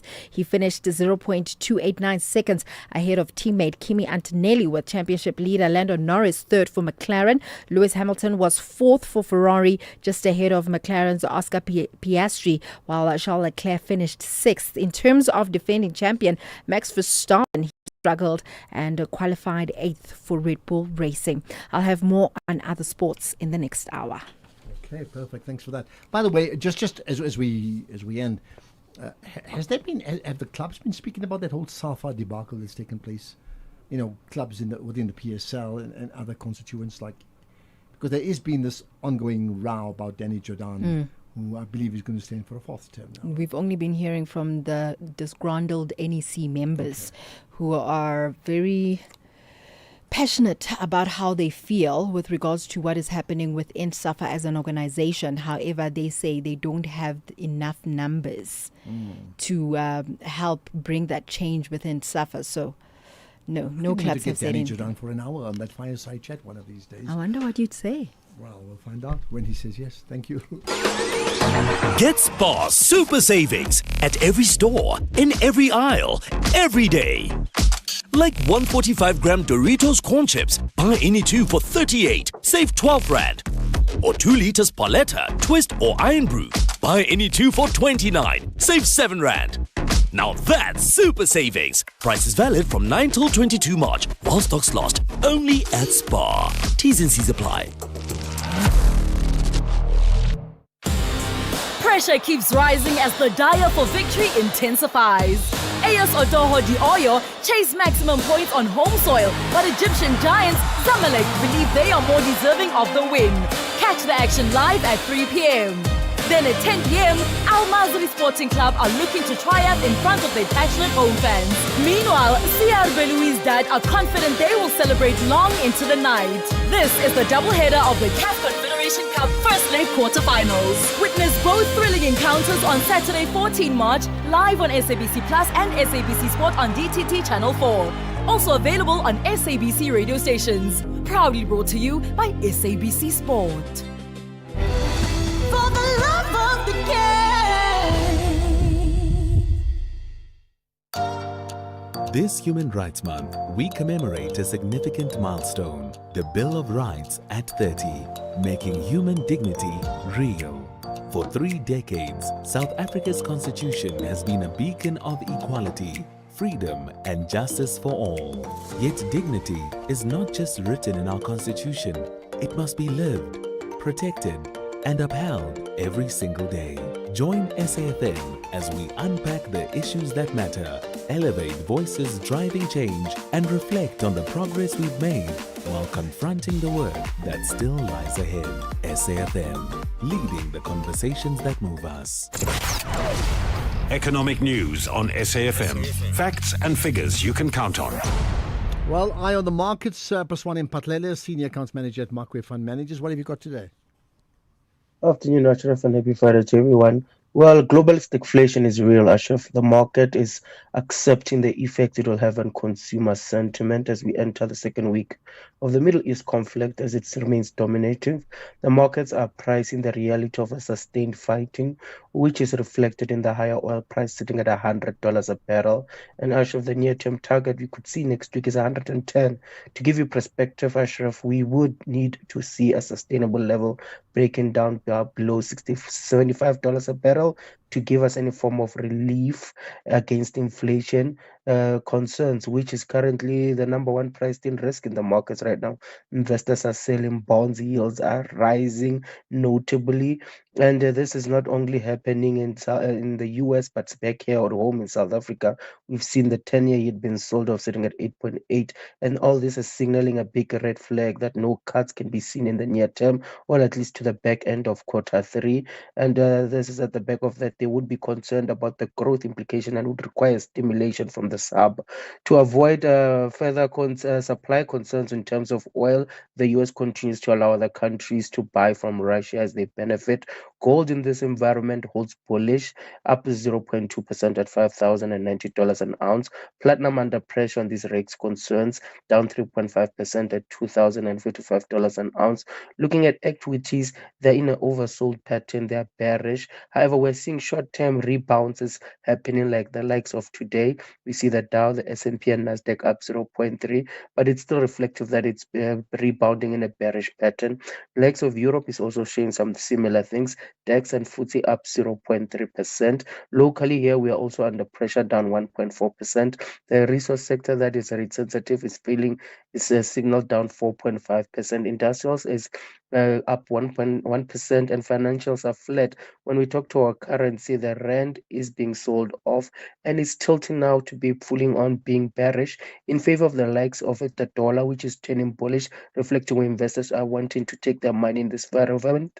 The rand against the dollar is at 16.80, the rand against the euro 19.27, and the rand against the pound 22.29. Got it all. Thanks for that, Paswane. Have a great weekend, and we'll connect with you and the team next week. Here, there, and everywhere. SAFM 105.2 FM in East London. Call us on 086 000 2032. Right, I'm going to get to your calls. I'm going to get to your WhatsApp comments. We're going to hear everything you have to say, because after 5 o'clock we go into fireside chat mode, where we chat to Ibrahim Rasool, Ambassador Ibrahim Rasool, about many things. Looking forward to that conversation. Incognito in Durban, let's get your thoughts. Hello. Yes, sir. How are you, Ashraf? I'm very good indeed. Good to connect with you. Yeah, felicitations to you and your son. Much appreciated. Thank you. Yes, sir. And it comes at a good time, because just last night I was thinking about you trying to have an expert in law. Now, the thing is, it's about the Madlanga Commission and the public opinion.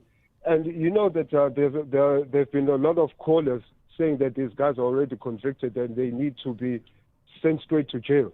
So now, what I wanted to know is that here in South Africa, do we have this class action lawsuit like they have in the United States and in Canada, where those who want to take people to, or rather, like a large group of these said witnesses, you know, they can come together and try to put putting a case on someone, something like that, to that effect. So now, do we have such a thing as a class action lawsuit? Look, in South Africa? Yeah, I think that's the point. I think at the moment it's not clear about where this is going to go, right? So let's. I don't think so, but I stand to be corrected. And therefore, I think what's going to come through right now is the proposals and the recommendations from those various committees. And they'll decide based upon that. Then, of course, the prosecuting authority must decide whether they want to pursue it. Of course, if they don't pursue anything, then there'll be trouble. I mean, I have no doubt about it, based upon the many conversations, not just you and I have had, but so many people have called in.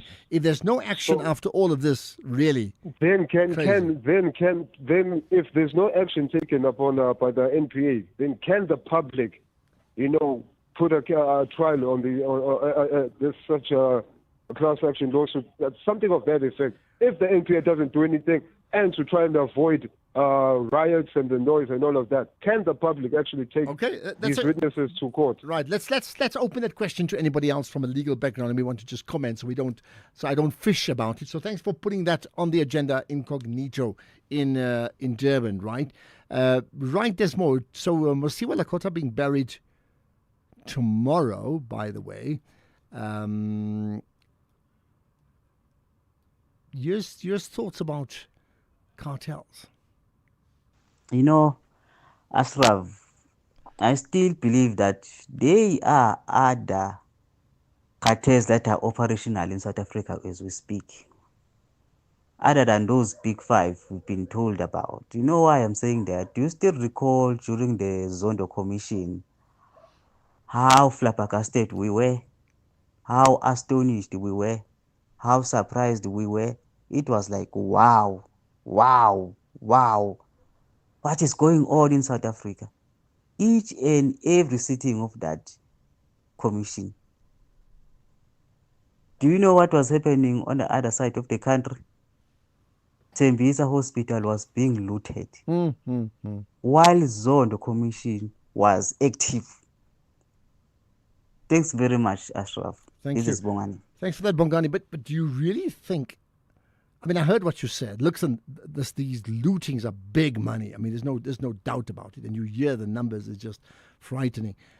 I'm just thinking, either we are negative and distraught about it, to say as a result of that, as many people are saying, "Hi, our country is finished," or we say, actually, the fact that these are being investigated, the fact that it's come up again, just the sheer level of investigation suggests that can never happen again. And in fact, we are clearing out the muck, and South Africa will be better off for that. Can we? Good afternoon, Ashraf. Shiviri knows everything. He knows the tax. He knows their mission, but yet he can't arrest them. As a top cop, what the message is sending to us as ordinary citizens?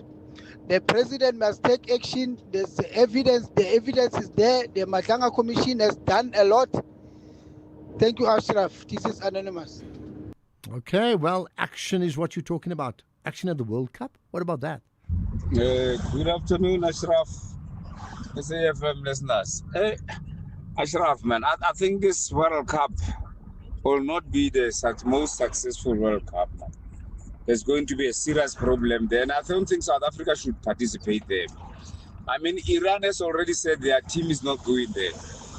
I'm telling you, Ashraf, Al-Qaeda is going to eliminate people there.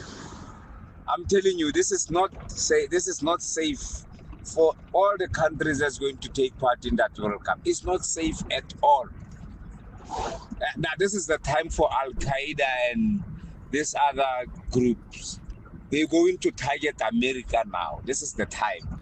So you're saying America is going to be America will be targeted. You're saying America. Say hi to you. To Mr. Gada, Advocate Gada. Not advocate, attorney. Thank you for that. Yeah, advocate comes next, hopefully, right?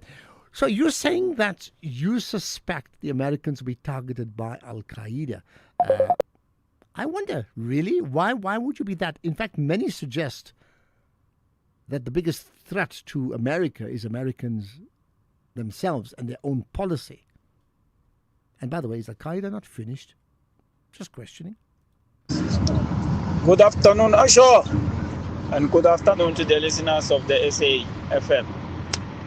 Asha, so because I had General there touch Malima's name, so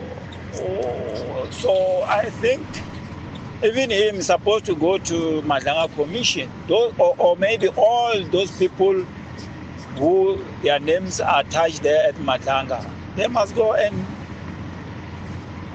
witness as well.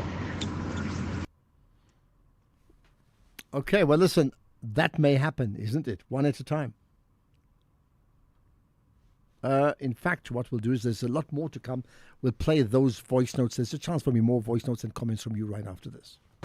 The Black Cats soar into the Stadium of Light, confident they'll control the tempo at home and move the ball with purpose. Diarra has done it, just. The goalkeeper got a touch on it, but Diarra has scored. Meanwhile, the Seagulls arrive with power, pace and an extra edge, ready to battle through all 90 minutes. Superb effort for Gomez with the follow-up, and Brighton have the lead they crave and deserve. Two teams, one stage, one thrilling Premier League clash. Catch Sunderland versus Brighton and Hove Albion the Saturday 14 March at 4:30 p.m. Live on SABC Plus and SABC 3. Proudly brought to you by SABC Sport. For the love of the game.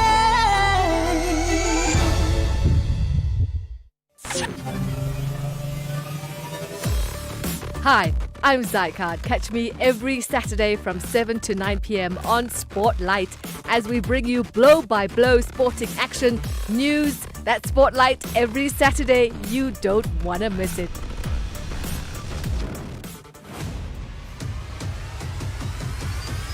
Ashraf Garda is streaming live now on Facebook, YouTube, and X at SAFM Radio. Right, more calls from you, right? So don't forget, we got Ibrahim Rasool coming up after 5 as part of the fireside chat. In the meantime, you can comment. Any thoughts on that COSATU story around the unbundling of Eskom, which has been going on for a while? Any thoughts on that? I mean, I know there's protests. Ashraf, good afternoon. Giovanni Infantino, the FIFA president, he's the problem here. He gave Donald Trump some peace. What? Huh? Now see what is happening. So what is FIFA going to say now that Trump has uttered those words? Really, it must be taken away from America, this World Cup. It can be. If they stay mum, then it's Animal Farm. I thank you, Martina Blomfontein. Animal Farm, I get that. I can't see the World Cup being taken away from America, only because it's the same reason that the Americans can effectively assassinate together with Israel, they can assassinate a leader, or they could be part of a genocide in the Middle East, and I'm talking about Gaza and Palestine, and it seems like nothing will come of it because of their political and economic clout. So for the same reasons, I can't see it being taken away from USA, because it will destroy that World Cup. And the nature of how the World Cup is built is that the FIFA relies heavily on the funding that they will achieve from gate takings, from television rights, from sponsorship for a certain World Cup. So I can't see them letting the Americans, losing the American crown. Whether they should, that is really a big question. That is an important one. But the bigger question for now is, can we see more countries following the Iranian example? Although Iran hasn't actually officially pulled out. In fact, they're saying nobody's got the right to kick us out anyway, which is an interesting one. They may be just calling that bluff, right? But can you see more than one country pushing for a line to say, we actually not going to compete in that World Cup? Good afternoon, Mr. Ashraf. Mbongo Sundisa Mbuyisa. Mr. Ashraf, can you ask the lady who's doing sport there, like maybe when he's conducting interviews with SAFA, why is Danny Jordan doesn't want to retire? An old man like that who's supposed to be at home enjoying retirement with his grandchildren, he just wants to cling on power forever. Hi man, it's enough. We are sick and tired of Danny Jordan as a belief. Can he go now? There must be a limit for someone to be the president, maybe like for SAFA, just like the president of the country. We cannot be having this Danny Jordan forever that Gaten McKenzie is forcing down our throats.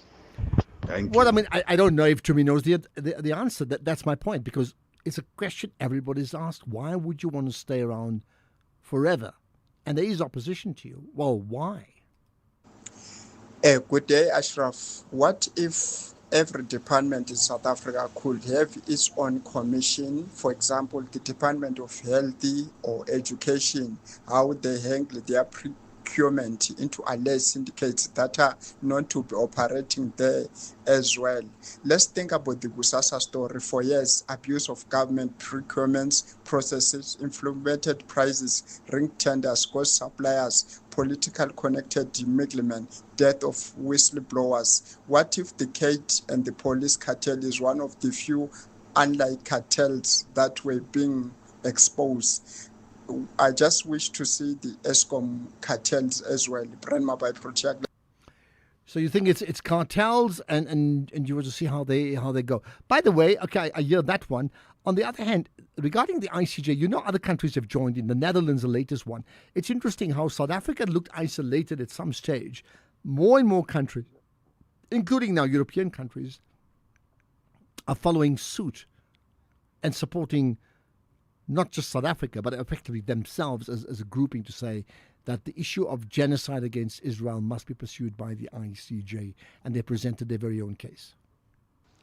Hi, Ashraf, JJ Sticksbreak. Ashraf, I'm speaking to those people who says, why are we interfering with Israel and Palestine? It is not only us, Ireland, Spain, and today Iceland and the Netherlands have joined us. It is an international concern for humanity. South Africa has done the right thing. Well, I'll tell you what, they certainly have the support of many in the world. There's no question about that. Thank you for that, right? Afternoon, Ashraf. Great show you got going on there. It's anonymous here. I'd just like to highlight something about these police officials, actually the service in all. I think the police service should be dissolved because it doesn't help chopping off the head, the generals, and leaving the body, because the whole body has now adopted the culture. So the whole of SAPS must be chucked out and consider something else. There are better security companies that can be integrated into SAPS and serve us well. Just my 2 cents. Okay, interesting point you bring up as well, right? Here's one that's worth considering. Ashraf, Prince in Durban. Ashraf, you can't be a public police officer and be afraid of publicly naming potential suspects when demanded. That's like being a police officer and afraid of doing your job as a police officer. Seriously, Ashraf, this is an embarrassment, This is the problem of wrong people in wrong positions. Obviously, the possibility of doing wrong things are imminent. Points taken there too. Right, here's another. In fact, there's a comment about COSATU. Good day, Ashraf. You're speaking to Sanele from Dundee. Ashraf, I'm disappointed with COSATU's position. Well, I'm always disappointed with COSATU because they are in bed with the ANC. Basically, they are eating on the same dinner table. So why aren't they discussing their positions before they throw their support behind the ANC?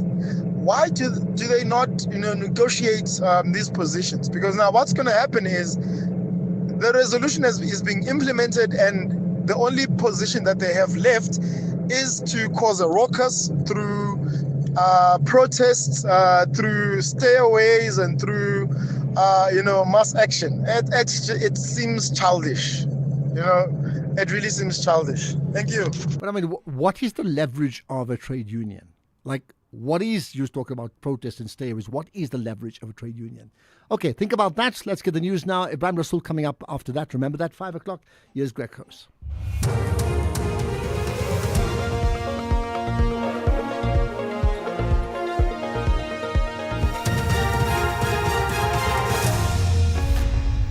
Thank you, Ashraf, and good day to you. More than 823 million rand has been allocated for the deployment of soldiers to help combat crime in 5 provinces. The deployment of the soldiers will end on the 31st of March next year.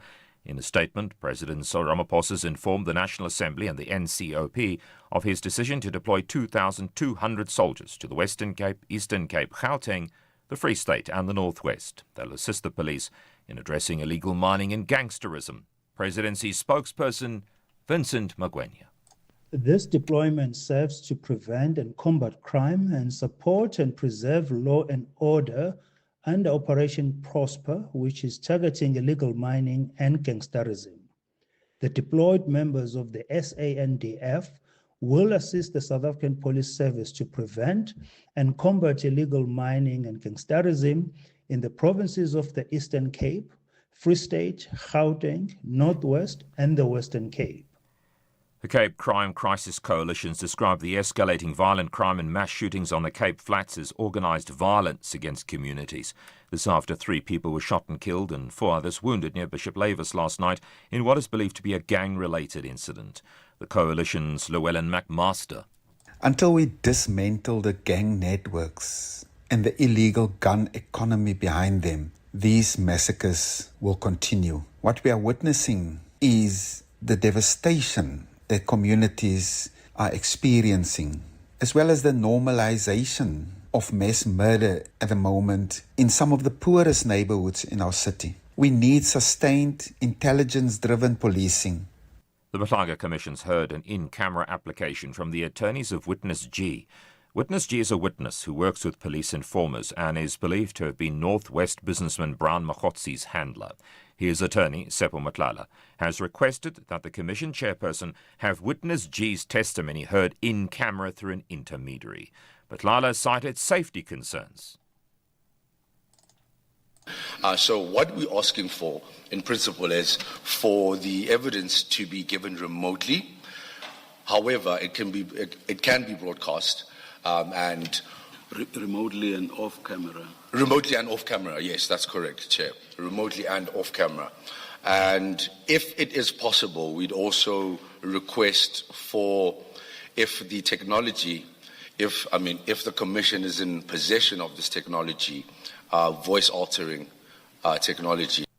The senior IFP leaders called on the eThekwini municipality in KZN to erect a statue in honour of the late party leader, Prince Mangosuthu Buthelezi, in Durban.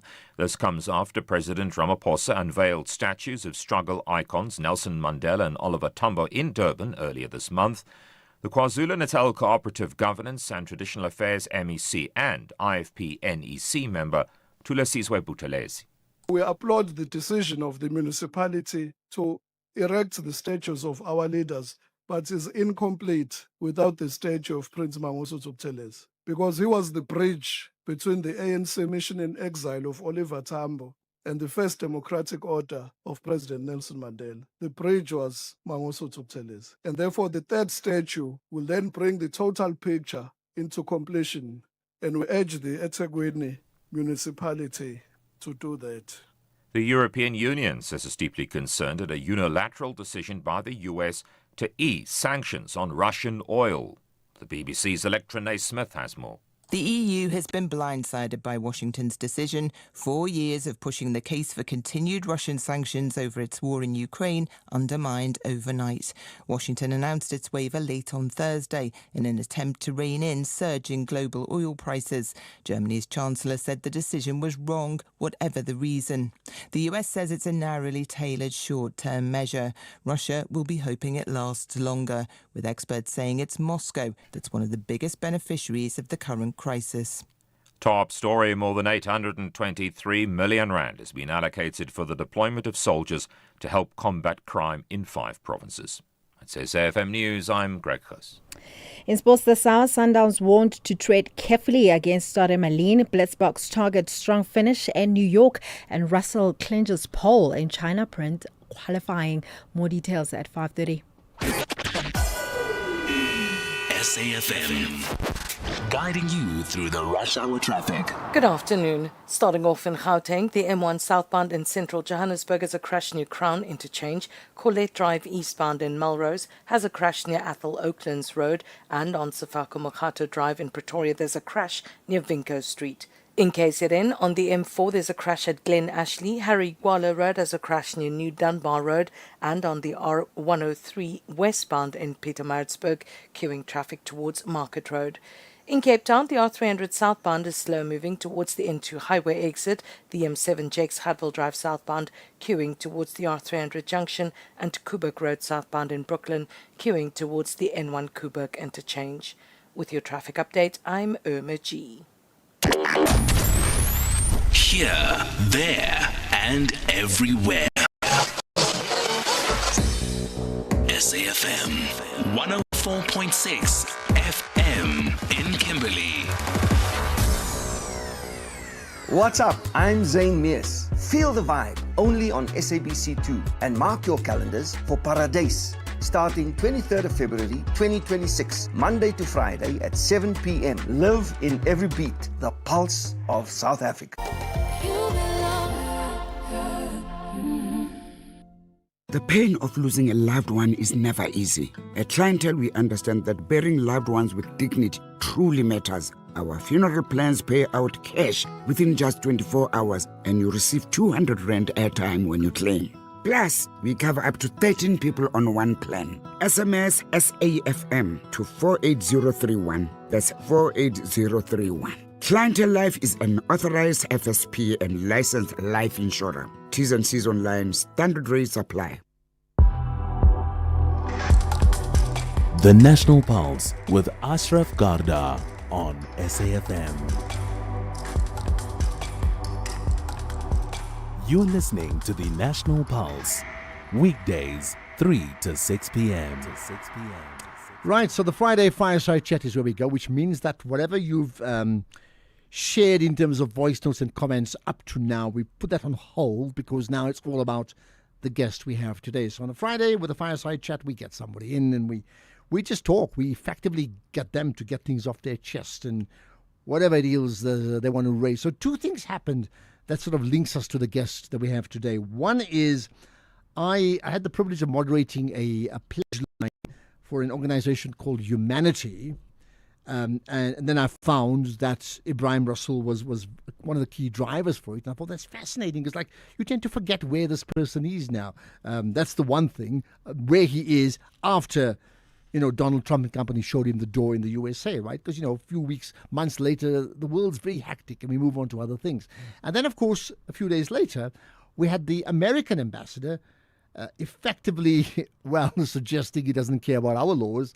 And that naturally, every one of us, without even asking, we link the two. What happened to Ibrahim Rasool in the USA and what happened to the American ambassador in South Africa. So naturally we thought, hey, we need to talk to him. So Demba and I had a chat. It's like, let's get Ambassador Ibrahim Rasool on. So for the next 45, 50 minutes or so, we're going to have him in our company. And of course, you have a chance later on to maybe ask questions. Probably 3 calls max we can take. Not now, later on, 3 calls or 3 WhatsApp comments. Looking forward to that as well. So on the line then, of course, from Cape Town, Ambassador Ibrahim Rasool, appreciate your time and thanks for joining us on the Friday Fireside Chat here on SFM's The National Pulse.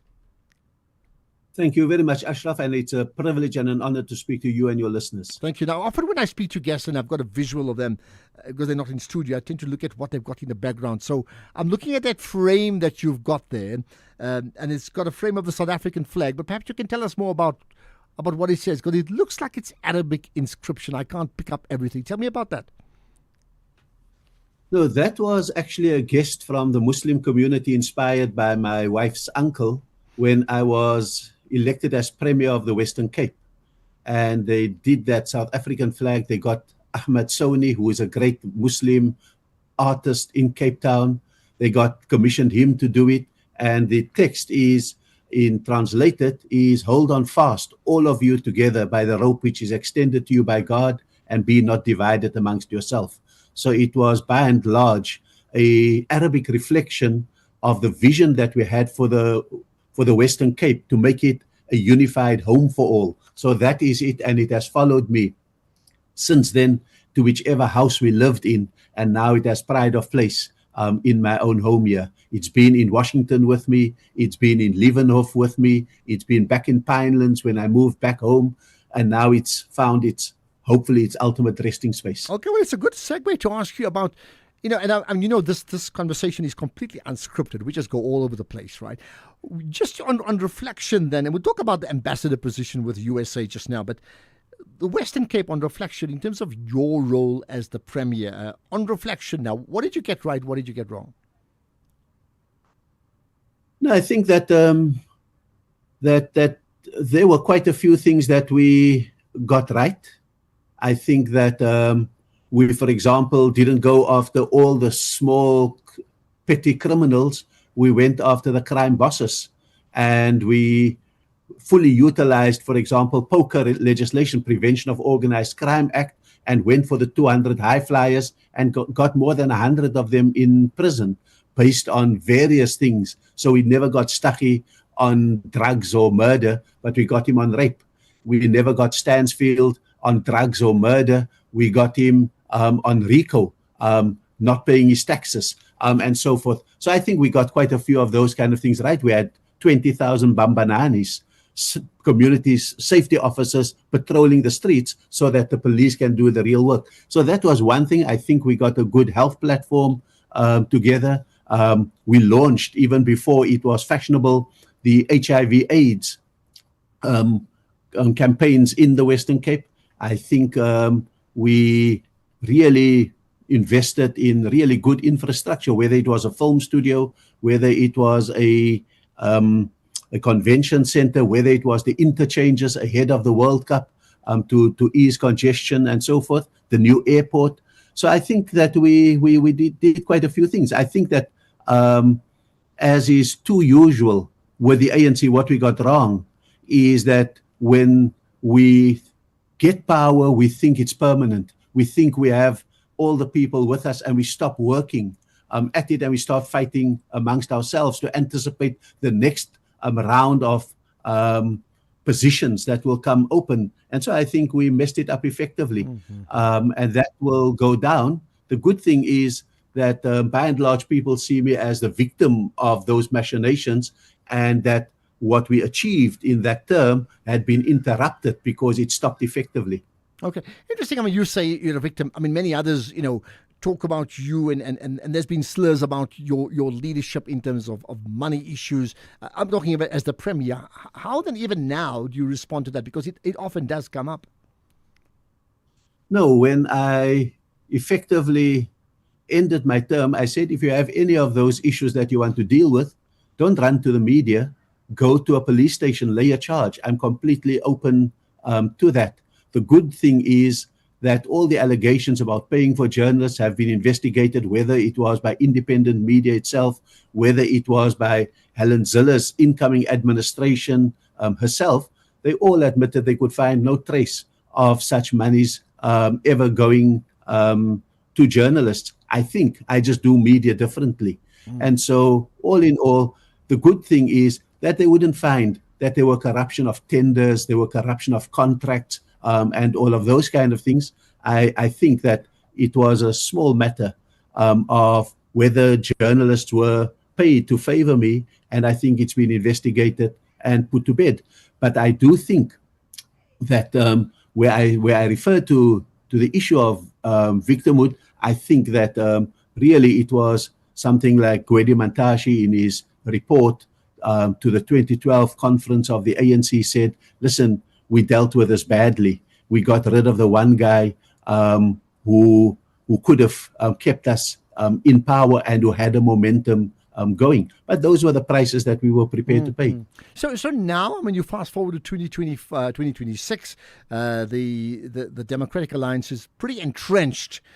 I say this in inverted commas, in the Western Cape and in Cape Town, to the point where effectively, I mean, they've sent Helen Zille on a mission to say replicate that and fix Joburg. And I mean, the prize is big. If she fixes Joburg, right, the sentiments would certainly swing to that party, right? So with hindsight, when you then reflect on the ANC's role, let's say specifically in the Western Cape, and how they should then face the challenge of the Zille challenge in Joburg, what do you feel about it?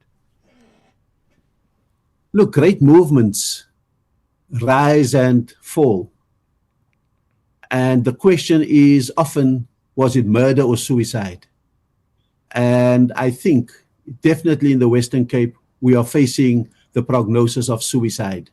And the issue is that the Western Cape can run itself on any good day because it has 5 academic hospitals. The bulk of the apartheid infrastructure was located here, and so forth. So it can run itself on any good day. The problem is that the Democratic Alliance has been able, in the face of ANC disintegration in the Western Cape, has been able to entrench itself without inverted commas. I think it's able to hold itself up as a paragon of good governance. People who look at the postcards don't see Khayelitsha, don't see Nyanga, can coexist with a murder capital in Nyanga, can coexist with homelessness in Khayelitsha, can coexist with sewage running onto the streets in Guguletu, because that doesn't reach it. And the ANC, because of its increased weakness, does not have the voice to project what its constituents have wanted, and has fragmented even in its base areas and shared that with the EFF, shared that with other parties, and even with the DA itself. And so what the ANC misses is that sometimes, and this will apply to Joburg, sometimes we choose the side of the taxi drivers and we oppose the impounding of taxis when everyone sees them every day acting and driving with impunity. People's nerves get up with the taxi drivers, and then when the DA impounds them, the ANC says, you are not doing the right thing, you are discriminating against it, and we lose the battle of the narrative because people want action taken against impunity. All right, so the last thing on the ANC then, of course, ahead of the local government election, I can tell you now that there's not a day, I've hosted different shows on SFM over the 10, 15-year period. At this point in time, I have never heard the number of callers, black callers, who call in up front, literally saying they are Gatfall of the ANC. The numbers are enormous, right? So you talked about the suicide in the Western Cape. Let's extend it to the nation. Do you think the ANC has committed a suicide in the country where, in fact, they can't recover, and therefore, what's your advice to them now ahead of this election, this very important local government election? Look, I think that the ANC lost, unfortunately, its holiness in 2007 at Polokwane. I think that once we lost that holy grail that we had intact, I think it was always going to be very difficult from that moment onwards. I think that led to the decade of state capture, and that, I think, meant that the ANC was not going to be able to recover easily unless it did something drastic. And I think that we kind of wasted the Ramaphosa era, because the whole country was expecting, here was the moment in which we will put the errant people, the corrupt people in prison. And I think we failed to do that. I think that we were so busy with internal unity within the ANC that we lost the nation. And so we should have been able, let's take a hit in KZN, where the base was of the architect of state capture. Let's take a hit there, but what we lose on the swings, let's gain on the roundabouts in every other province in the country. That was a strategic miscalculation that I think we didn't make. And up till today, we now suffer at the very hands that we thought we could reunite with and that we could build bridges to. And so forth. They've taken 14% away from us nationally. And so whether we can recover from that, no one doubts that the president has consistently played the long game. He's rebuilt the economy. He's rebuilt trust in South Africa. He's rebuilt our international relations. But the fact of the matter is that he's not balanced out the long game's outcomes with the short-term emergency that we had to deal with. And so the first consequence of that is that we share government as a 40% party. And the next one, if we don't do something drastic, because we must balance the solid work we do on the long game with the choreographed narratives that we build over the short time, dealing with corruption in a very decisive way, dealing with incompetence, dealing with the police things. I mean, we're dragging out this Madlanga Commission in an election year, and it's all against us as the ANC. So I think that there's no balance between the long game and the emergency that we have to deal with at this moment. And my suggestion is balance the two. Well, talking about balance, when it comes to diplomats, it's about diplomacy. Well, we talk about the undiplomatic diplomats. It could be the American ambassador to South Africa and the former South African ambassador to the USA. I'll talk about that next. The 19th South African Film and Television Awards are coming to SABC2 this Saturday. Tune in for all the awards, the performances, the celebrations, and so much more. The Red Carpet Show goes live at 7:30 p.m. with the main awards at 8. SABC2, live in every beat. The pulse of SA.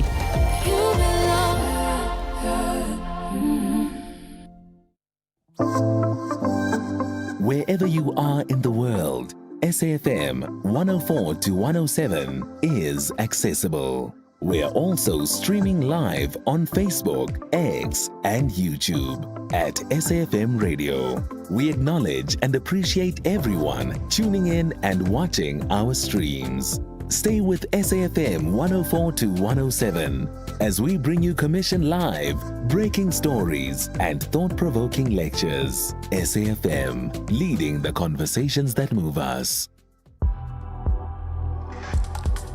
Ashraf Garda on the National Pulse. Right, so with me is Ibrahim Rasool, in fact, Ambassador Ibrahim Rasool, and I'm saying that very intentionally. Let's talk about what's your understanding or your interpretation of what happened and the dealings and how DIRCO has dealt with U.S. Ambassador Bozo in the last few days. Look, I think that that Ambassador Bozo has always told us who he was, and he's made no secret of it. He's written us off over decades as terrorists. He's certainly told the U.S. Senate when he was interviewed for the job, he's going to set us right on the genocide, on land confiscation, on our case against Israel in the ICJ, and all of the BEE, etc., etc. So he's always made it clear what it was. I think he may himself have been surprised that he was actually credentialed to be the ambassador, but he found us at a moment when we needed to appease the USA because of, for example, the African Growth and Opportunities Act that we need, even though they've rebuffed any suggestion we've made of who should be ambassador in Washington. And so he probably came in with a swagger and a confidence that he can speak to his MAGA crowd, both in the USA and the MAGA adherents in South Africa, the Kali Kriels and all of those kind of people who yearn for the good old days when they were the bosses. And so by and large, he came in with that swagger, and then he found his crowd in Hermanus, and he felt the freedom to speak to them, BizNews hosting it, etc., etc. And he said, and the good thing is, the absolutely good thing is that everything he said is nothing compared to what I may have said about a year ago in the USA. I was being nuanced, that there's a supremacist instinct at work that will not rest in the USA, but will make itself felt across the world. And as an explanation for why we were already punished by the moment I spoke. So the point is that DIRCO's response to him was fairly mild. I think the démarche is a warning shot. The démarche is a reprimand. And I think that it did the trick because he walked back some of his statements on the court, for example, and he apologized for some of his statements. And so hopefully this is the indication that he can be bracketed because he's been given a chance that the US never gave me for much, much milder stuff. So I'm hoping that this is the way in which he can be bracketed and contained and his zeal blunted so that hopefully he can get on with the job that he has been sent to do. So you're saying, I mean, DIRCO's treatment of him then, you're saying is mild. I mean, forget the kill the Boer. I mean, he said that many times. Many people would agree with him, right? And we know it's a highly contested conversation whether it even has impact. But the more important one, we disregarded the law. And that's really the big issue. If you're saying they were mild, what should they have done to him? No, I think that certainly if you look at how we've dealt with Ariel Seidman, the Israeli chargé d'affaires, I think that those were, if not anything else, equivalent. And so, and Seidman got PNG'd or declared persona non grata. I think that that is the extent to which it is. And most importantly, if you look at the standards set for PNGing me, then he has exceeded it by far in the way in which he simply insulted our president, insulted our nation, insulted our history, and attacked our laws and our constitution and our courts. And in terms of your PNG, let's reflect. I mean, we don't have to go through the whole conversation about that online chat, but I mean, on reflection, what did you say that so irked the Americans to the point where, yes, you were, I mean, sent packing within days, right? I, by and large, said we are not withdrawing our case against Israel in the ICJ. I said, secondly, that there is no chance that we will withdraw from BRICS. I said it rather jokingly. I said, on response to why are we choosing BRICS over the US, I jokingly said, Cosby, Stills, and Nash has a song called, if you can't be with the one you love the one you're with.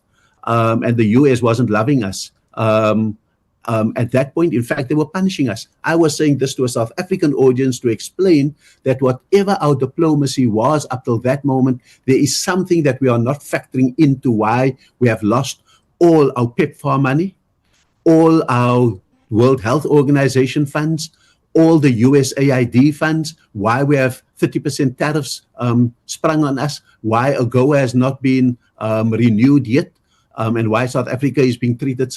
I was explaining what is this instinct at work and why we are being accused of genocide against white South Africans when we all know the truth. There's only one person who believes that there is a genocide, and that was the one in the White House who was making the executive orders. And so mine came as a response to the punishment, not the eliciting of the punishment. It was explaining that, and I said, I can only put it down to a supremacist instinct that is at work, and that that supremacist instinct is being fed by a coterie of South Africans who are in the inner circle of that MAGA movement. Okay, and you made the point that the American ambassador Boesel was given a chance to explain himself and therefore has apologized, however muted it may come across, right? Something that you were not given, right? How do you feel about it now? I mean, X amount of months later, almost a year, that you were not given that chance, and you were just sent packing. No, I have absolutely no regrets. Absolutely no regrets. In fact, it has become a badge of honor for me that of 200 ambassadors in Washington, one was heard in the White House. One hurt the White House. One put the finger on a pulse of truth in the White House. That's what makes me feel that I wasn't kowtowing. I was not. I was expressing something. And most importantly, 2 weeks ago, a U.S. senator called me and said, we apologize that we did not kick up a fuss when you were PNG'd. What did you see then that is only becoming very apparent to us now? Because you said he will export it. He is now taking and embroiling the world in a crisis. He is supporting right-wing parties all over Europe, Farage, the Alternative für Deutschland in Germany, etc., etc. You predicted that is happening now. And so, by and large, what is it? And I said it's only because we've seen the supremacist at work in South Africa, and we recognize his smell before we see the face of it. I mean, yes, no, is Trump a monster? I'm not too sure. I think he's a very calculated person. I think the bumblebee thing fools us. There's method in his madness. I think that there's a method to how to win elections and what buttons to push for a white right electorate. I think that he is, we think he's stupid when he says we must take over Greenland and we must make Canada the 51st state. And Africa is a shithole or S-hole continent. The truth of the matter is he's after the critical minerals of the world because the US is facing a dire need for critical minerals, and they've ceded that ground to China. And so there's method in the madness that he is busy with. He wants all the sea lanes to be cleared. Today we can see he needs the Strait of Hormuz to be cleared. The Panama Canal he wants to take over. He bombed the Houthis to keep the Suez Canal open because those critical minerals, the oil and the resources must flow unimpeded and without any threat from anyone else. So for I hear from you, we those who are not taking him seriously, we do so at our own parallel. I'll pick up on that in terms of, the global warfare that's undergo right now. And we'll do that in a minute. In fact, we have a bit of a break because we have the news, we have the markets, and we have sport. So you can chill for a few minutes, breathe in. We'll get back to Ambassador Ibrahim Rasool in a moment. News headlines, here's Greg Rose. In the headlines, the business rescue practitioners of the Post Office have notified the Minister of Communications and Digital Technologies of their intention to file for liquidation of the Post Office. More than 800 million rand has been allocated for the deployment of soldiers to help combat crime in 5 provinces. And the U.S. Defense Secretary Pete Hegseth says the U.S. will carry out more strikes on Iran today than on any other day. A full update at 6 o'clock. SAFM, guiding you through the rush hour traffic. Good afternoon. Starting off in Gauteng, the N14 northbound in Pretoria has delays entering the CBD area. The N3 southbound in Germiston is slow moving towards Geldenhuys interchange, and Paul Kruger Highway in Springs is where a crash is reported between Carl Springs and Orpiment Avenue. In KZN, the N3 westbound in Pietermaritzburg queuing towards Market Road, and Nanda Road westbound slow moving towards the N2 Highway, and Alpine Road southbound slow moving towards Henry Road. In Cape Town, the N7 northbound is closed in the central Malmesbury area due to a spillage incident. You're asked to expect delays and diversions. The N2 outbound is slow moving towards Spine Road, and Boys Drive southbound in Cork Bay slow moving towards Main Road. With your traffic update, I'm Irma G. This is SAFM Sports with Tuming Khapele. Right, Chumi, it's the weekend. What's top of your agenda? It is the weekend. We start things off with football this hour, where Mamelodi Sundowns coach Miguel Cardoso expects a tough test against Stade Malien in their CAF Champions League quarterfinal first leg at Loftus Versfeld tonight. The Malayan side topped their group ahead of Esperance, Petro de Luanda and Simba SC in the round-robin phase, and will host the return leg in Bamako next weekend. Cardoso has warned his players not to underestimate their opponents while outlining Sundown's tactical approach. It's a very aggressive team in terms of how they go for the duels, how they try to go for contact, how do they stop the play from the opponent team with a lot of falls. I think we have a good thing in this qualifying rounds, because knockout stages is that we have VAR, and that obviously regulates some of the things. But there's also much more attention on this kind of games than in the group stages, what obviously takes the focus of the players on everybody and on a limit that is different. But what I expect, obviously, is that the team can oppose in terms of behaviors to that kind of aggressivity. It's obviously important that the players don't have too much time on the ball individually, that they choose the spaces that are available on the pitch to play the ball, that they take quickly the ball out of the pressure, that they win the ball and take the ball for other spaces than keeping the ball in the same space where there are more players from the opponent. Well, kickoff is at 8 p.m. There's Betway Premiership action also tonight. Stellenbosch hosting TS Galaxy as they look to lift themselves up in the Betway Premiership League. Elsewhere, Iran has hit back at Donald Trump's comments that it may not be safe for the Iran national football team to participate in the World Cup, with the Iranians saying that it should be the United States who sacrifice their place instead. Iran says no country has the authority to remove them from the competition, adding that the tournament is organized by FIFA and not by any single host nation. Iran has not withdrawn from the tournament and says that it will make its own decision on whether to participate or not. In terms of rugby, Springbok Sevens forward David Brett says that the squad has a straightforward objective for the weekend, and it is to lift the trophy. The New York's stop marks the final event of the regular season, with the Blitzboks level on points with Fiji in the standings after South Africa secured victory in Vancouver last weekend. As a group of forwards, we're very happy with what we did for the backline players in this team. Being a forward in this team is very sacrificial. You do a lot of things that people don't see, and those little things create a platform for our skoupaarde, our show ponies, if you want to call it that. But there's guys in our backline that are obviously extremely talented, and all we need to do is create the platform for them to play off, and I think we did that very well this past weekend. In cricket, DP World Lions women are preparing for a big weekend of women's cricket as they chase 2 titles in Durban.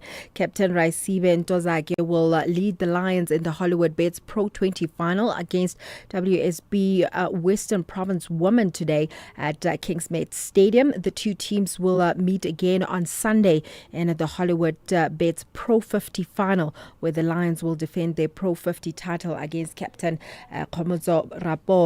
Now, Western Province are the only team to have beaten the Lions in the Pro 20 this season, setting up a highly anticipated rematch between the competition's top 2 sides. And the game today starts at 6 p.m.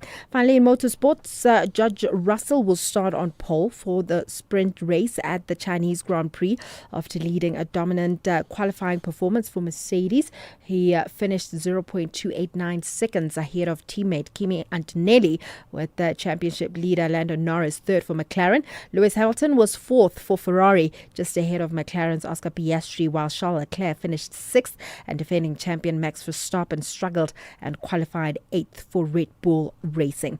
That's it from my side. I'll be back again between 7 and 8, standing in for Michael Abramson on Top Sport. Other than that, ke nna Tumen Kgapele, Modimo ke o. Oh, great. And what's on your top sports today?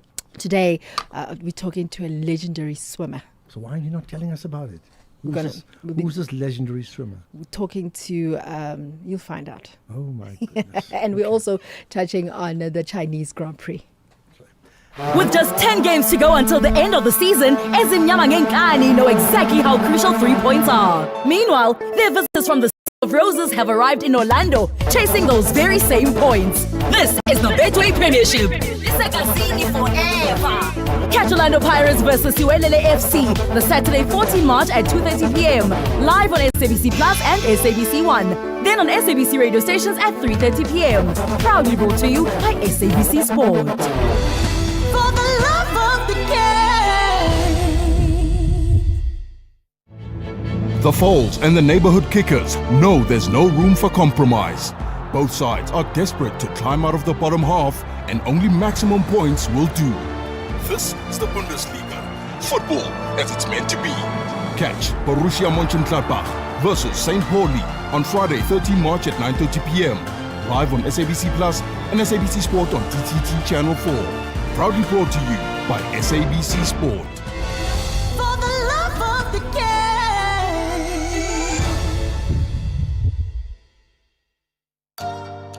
This Human Rights Month, we commemorate a significant milestone, the Bill of Rights at 30, making human dignity real. For 3 decades, South Africa's constitution has been a beacon of equality, freedom and justice for all. Yet dignity is not just written in our constitution, it must be lived, protected and upheld every single day. Join SAFM as we unpack the issues that matter, elevate voices driving change, and reflect on the progress we've made while confronting the work that still lies ahead. SAFM, leading the conversations that move us. Economic news on SAFM. Facts and figures you can count on. A last look at the markets for the week. Jimmy Muyaha. Jimmy, yeah? No. Do we have Jimmy? Maybe not. Jimmy, 3, 2, 1. I'm trying to count you down. Jimmy, do we have you there? No. Let's see. Not too sure why that disconnection, but what we'll do, we'll try and do that in a moment. Here, there, and everywhere. SAFM 104.6 FM in Kimberley. Right, Ibrahim Rasool in a moment. For now, last look at the markets for the week. Jimmy Muya, are you there now, right? I am. Good afternoon, Ashraf. Good afternoon to our listeners. You asked a very imperative question to Ambassador Rasool around how we view Donald Trump, and that's exactly the same question the markets are asking, because at the moment it is a mixed bag across the board. Asian markets were in the red, European markets were mixed, South African markets were in the red. Yesterday we were in the green, but a quick summary of that. I mean, the rand is almost back at 17 rand, at 16 rand 90 at the moment. Still above 22 rand against the pound, still above 19 against the euro, and almost at 12 rand against the Australian dollar. We are above 1.2 million against, or the price of a Bitcoin in rand terms. It's at 72,500 in dollar terms. The oil price still sitting around that $100 a barrel level. The gold price back below $5,100 a fine ounce. Platinum above 2,000 but still below 2,100. And palladium bearing the brunt of the moves today, down below $1,600 a fine ounce for the first time in a while. The only sector locally that was in the green was the industrials. They were up about 0.75%. Financials were down 0.5%, and resources down more than 5%. The all share down 1.7%, the top 40 down 1.8%. Markets really don't know what to make of the global developments and the geopolitical risks that are out there at the moment. It is very much a seesaw from day to day, and you can see from the market movements that nobody really wants to be in the markets going into the weekend, given the pattern that has been emerging out of the Trump administration. We'll see if the pattern continues going into this weekend, but we'll be back next week with more on the markets and how they're moving. Right, thanks for that, Jimmy. Right, Ibrahim Rasool after this. This February, fall in love with food that tells a story. From bold new culinary stars to untamed destinations and unforgettable flavors, Gordon Ramsay brings passion, pressure, and purpose to your screen. Gordon Ramsay Uncharted, Sundays 5 p.m. Only on S3. Open up. With just 10 games to go until the end of the season, Ezimnyama Ngenkani know exactly how crucial 3 points are. Meanwhile, their visitors from the City of Roses have arrived in Orlando, chasing those very same points. This is the Betway Premiership. It's forever. Catch Orlando Pirates versus Uelele FC, the Saturday 14 March at 2:30 p.m. Live on SABC Plus and SABC One. Then on SABC radio stations at 3:30 p.m. Proudly brought to you by SABC Sport. For the love of the game. As we celebrate 90 years of existence, SAFM takes you back to the voices that shaped a nation. Now leave the SABC and see the tower block lit up, 27 stories of light. Move from Auckland Park into the shadow of the Hillbrow Post Office Tower.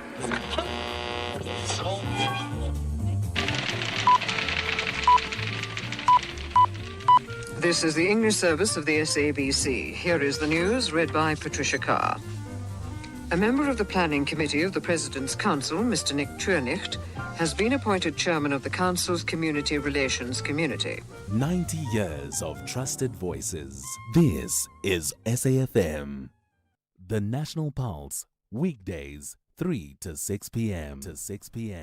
Right, with me, Ambassador Ibrahim Rasool in the Fireside Chat every Friday. We got 15 minutes. By the way, we got probably time maximum 3 quick calls or WhatsApp. So if you're up for that, particularly if you know Ibrahim Rasool, that's great. If you're not up to it, that's also fine. But if you want to, 3 is what we can take, right? So let's get back then to where we were just before the break. Give me one word that you would use to describe what's going on in the world right now. I'm talking about Israel, USA versus Iran and the global fallout. I'd say conflagration. I think that there was a decision in the White House, egged on by Israel. I think an attack was launched, and I think that the consequences for the rest of the world were not thought through. And so there is a conflagration that has happened. I think that there is in the supremacist mind, it's also an invincibility. You could get it over and done with within 24 hours. If you kill Khamenei, that is it. The head is gone, the body collapses. Except in Shia mythology, it inspires. It's what is desired. It's martyrdom. It's a fight to the death, and we'll take everyone down with us. And that's the conflagration that I think the world is experiencing. Now, why would Trump then not know that, considering, I mean, you think the intelligence is very, very tuned in? Is it a case of exactly what you're saying, like the sense of absolute supremacy, complacency, where we can do anything we want? Because perhaps the more important one now is like, so what do we have now? I mean, am I right? Do we have a situation where a leader of another country, not just a theological leader, but also a political leader in that sense? I think that you must understand that the wherewithal to attack America, even Israel for that matter, is very difficult for anyone else in the Middle East, because America never sells weapons to the Arabs and to Muslims and to brown people and black peoples of the world that is superior to what they sell Israel. And nor would they sell weapons to which Israel or the US does not have an antidote. And so you are dealing with a fundamentally unequal situation in the world. I think, therefore, the kind of conflagration I speak about is one in which completely left-angle tactics are to be used. Let's attack America's bases in the Middle East. It's like a strategy of saying, let's beat the dog and then see how the master runs. And that's exactly what Iran's strategy has been. Beat the dogs, the ones who house the American bases. Let's do that. Let's close the Strait of Hormuz. Let's not just stop the oil and gas from flowing out. Let's stop food from flowing into the Middle Eastern countries because they don't grow their own food. They don't raise their cattle. And it's interesting you say so. I mean, I came out of the mosque from the Friday Jummah prayers and speaking to people who are not political people, who have no interest in that. And they were all saying, this is the question, I didn't know that there were so many American bases, military bases dotted around the Middle East. I didn't know. I mean, it's that sort of thing where people have no idea just how entrenched American dominance is, in fact, in many parts of the world, right? Including specifically the Middle East, right? No, absolutely. And I think that the final coup de grace would have been the complete signing of the Abraham Accords. Because you must also remember we're dealing with a part of the world when fossil fuels probably have generously 100 years left of leverage in the world. And they have not prepared for a post-oil, post-gas, post-fossil economy in the Middle East. And therefore, they are doing all kinds of things. They have to sign the Abraham Accords because America will give them the digital revolution through Israel. They are going to have to find ways to make their own water, desalination plants, and that technology comes from Israel. They're going to even have to compromise in Jeddah to hold concerts with Beyoncé's and all of those kind of things. And so the price is high for the Middle Eastern countries to do that. Hajj has become more of a service industry than a religious obligation. And so all in all, I think that that's the dilemma. So I can understand it intellectually where they are coming from. I think that all those bases are not to protect the Arabs against Israel. There's only one purpose for all those bases. The Americans have been preparing for 49 years to contain Iran. Iran has been planning for 49 years. What will it do when Armageddon comes? And that's what we are seeing playing out at this moment. Okay, so are we at Armageddon? Meaning, what's going to happen next? No, I think that America will prevail. Israel and America will prevail, whether it is through degrading Iran's military as they promised to do, or whether they're going to use the Mercury aeroplanes that are there that are used to house nuclear weapons. So the point of the matter is that Trump needs, the longer the war drags on, the less powerful he looks. And so hopefully in their calculus, because you've got a TV, no disrespect to media presenters, but you've got a TV guy who is the Secretary of War. You've got Kirk's wife, who now has a big say in the Navy. So when you ask, how did Trump do this? It's because he does not surround himself with the experts, because he must be the expert over everything. His plan must work. He runs by executive orders. He doesn't need Senate. He doesn't need Congress. And so all in all, he just needs minions who can implement his master plan with their faulty technical expertise and logistical and intelligence expertise. All right. So and he said it himself. Sorry, he was told by Jared and Marco and others that he's going to be attacked, and therefore he gave the order to attack first. That's quite bizarre. I mean, it just sounds too unbelievable, and it really is.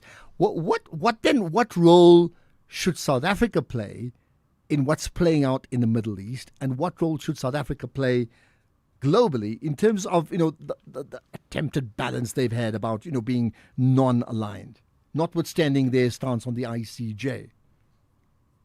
So South Africa has one more issue that Donald Trump can punish it with, and that issue is the African Growth and Opportunities Act. That's what the chief rabbi is playing on. That's what White South Africa, Kali Kriel and them are saying, don't jeopardize AGOA. And they're saying, don't jeopardize AGOA, because that's where Donald Trump has his hands on our co-joints. But the fact of the matter is there will be collateral black damage of workers losing their jobs. Unfortunately, that is what is staring us. But the main damage will be to the white owners of the mines, the farms, and the factories, who will be losing more. So Donald Trump has to make that calculation. However, South Africa must continue to do what it is doing now. Take out insurance policies, what I call the scenario of contingency. Take out insurance policies by one, like we did with the UK, get our health replenished, money replenished from them. Get alternative European money for our joint, our climate mitigation funds. Do that. Continue to build multilateral relations, strengthen BRICS, strengthen the Global South, strengthen the African Union, and immunize Africa against Zionist and American infiltration. Take out those insurance policies. But most importantly, it's working. Yesterday, we got 2 new members to join us in the ICJ case against Israel. The most significant is the Netherlands. Belgium is there. And so I think Donald Trump is an equal opportunity offender. And the more he offends, the more we must attract. And around that attraction, build a multipolarity. It will become a multilateralism. So the multipolarity, because you see, the point is, whereas many people obviously have been critical about South Africa's stance against Israel on the ICJ, and others have been supportive, but actually are saying, I'm talking of those that may be supportive, it's like, but South Africa's been rather naive. They are not in a position to bully the big bully. They need to understand the losses are too much in our country. We have a failing economy. We have massive unemployment. The risks are far too high. So notwithstanding the moral high ground, the point is, like, South Africa at this point in time are not in a position to leverage the moral high ground. And yet they've done so. We went into the USA, from the president right to me as ambassador there. We went there with a strategy that was both appeasing and contingency based. We wanted to appease him. We said we'll even lower the megaphone on Palestine, but we won't give up the ICJ case, etc., etc. And yet, on his first night in office, he hit us with all our aid being gone. The first visit by AfriForum to the US elicited threats of sanctions against leaders in South Africa and 30% tariffs. That was before there was even a shot fired in anger, because Donald Trump needed the white victimhood in South Africa more than he needed trade with South Africa. He needed to be able to point to a place where whites are in fact the victims of blacks, because he couldn't find credible cases in the USA because whites live a fine life there. They live a fine life here, but distance made him speak about the white genocide. And it's the symmetry is poetic. We charge Israel with genocide against the Palestinians. He charges us with genocide against whites. We charge Israel with occupation of Palestinian lands. He charges us with confiscation of white lands. You don't get it more poetic than that. He needed that more than he needed trade and diplomatic relations, and therefore he was prepared to lie in the White House with false papers and false videos that AfriForum fed him to show that the white genocide was in fact the thing. We even, to appease him, took 3 whites into that meeting, 2 billionaires and a golfer, to say, for them to say, Mr. Trump, it's not right that you're saying this. We are the products of crime rather than anything else. Not even that would work, because it would disturb the calculated narrative of needing white victimhood to drive a white supremacist. What do you say? And we've got 3 minutes to go. Very quickly about AfriForum saying they've never called this a genocide. No, they don't have to. When you give photos of farm murders, when you give photos of this without context, and you don't classify it as crime, you're leaving it to the imagination of a delusional supremacist, because he will see what he wants to see in the photos and the videos you give him. And so the fact of the matter is, there's no way they can wash their hands. When they recruited white refugees to go to the USA, who now have buyer's remorse, but when they recruited white refugees to go, they were in fact inflaming the idea that whites have a tough time in South Africa, that they are under the cosh, that they are in fact being genocided. And so they don't have to use the word genocide in order to impugn the word. Right, 2 minutes to go. I want to find out what you're doing next, but there's a quick voice note I want to play. Let's do that. Good afternoon, Mr. Ashraf. You're speaking to Spesi Hlezwane in Danauza, KwaZulu-Natal, a member of the African National Congress in good standing. I agree with Comrade Ebrahim Rasool there. We are supposed to take actions to each and everyone who was implicated in the Zondo Commission. Now, look what happened in 2024. The same people who were fingered in the Zondo corruption, in the Zondo Commission, they are now saying Kwazam Kondo to us. But nonetheless, ANC must rebuild itself. Yeah, we will start afresh. The worst case, I'm in KwaZulu-Natal, and I'm able to visualize everything that's happening around me. I see that the ANC has suffered a lot, but we will come back stronger. Thank you. Okay, we will come back stronger. No time to comment about that. We've got a minute and a bit to go. So let me go back to where we started. I said I met you on this pledge line the other day. You were involved in an organization called the Humanity Foundation. So you're not an ambassador. You're not a working ambassador any longer. Tell me about the Humanity Foundation and where you are. You got a minute. So basically, the Humanity Foundation is a global philanthropic institute. I chose to give them 12 days a month as a global ambassador, and it's taken me into fascinating places of vulnerability in the world. I've been to the refugee camps all over the Middle East, where I've seen Sudanese, I've seen Syrians, I've seen Palestinians. We try to do left angle things that is different. One visit to Zanzibar alerted us to a crisis of congenital heart defects that are there. And the program you were on was one in which we are raising funds to build African capacity to deal with congenital heart defects that is there. That's the work that the Humanity Foundation does. And so we try to make sure that vulnerability can be eliminated, not through just the giving of aid and food, but through building capacities. And so, for example, we give cash grants to refugees so that they can choose how to educate their children, how to deal with chronic health diseases, and find accommodation outside of tents. Okay, and that's Humanity with an I, I've been reminded. Listen, we're on to the news, so just one thing. One word that describes your mission, Ebrahim Rasool's mission and purpose in life. Just one word. I'm not too sure, but I just want to do good. That's more than one word, but that is what drives me. Okay, well, do good. We can just bring them two together. Well, much appreciate your time, and I'm sure we'll have another engagement sometime soon. Thank you for joining us, and thanks for your insights here on the National Pulse, right? That's Ebrahim Rasool. Appreciate your time. We'll have a podcast of that up ASAP, so you can check it out on safm.co.za. Right, that's the show. We'll do it again on Monday, right? 3 to 6. Set your alarm clocks now already. But it's the news at 6. Here's Greg.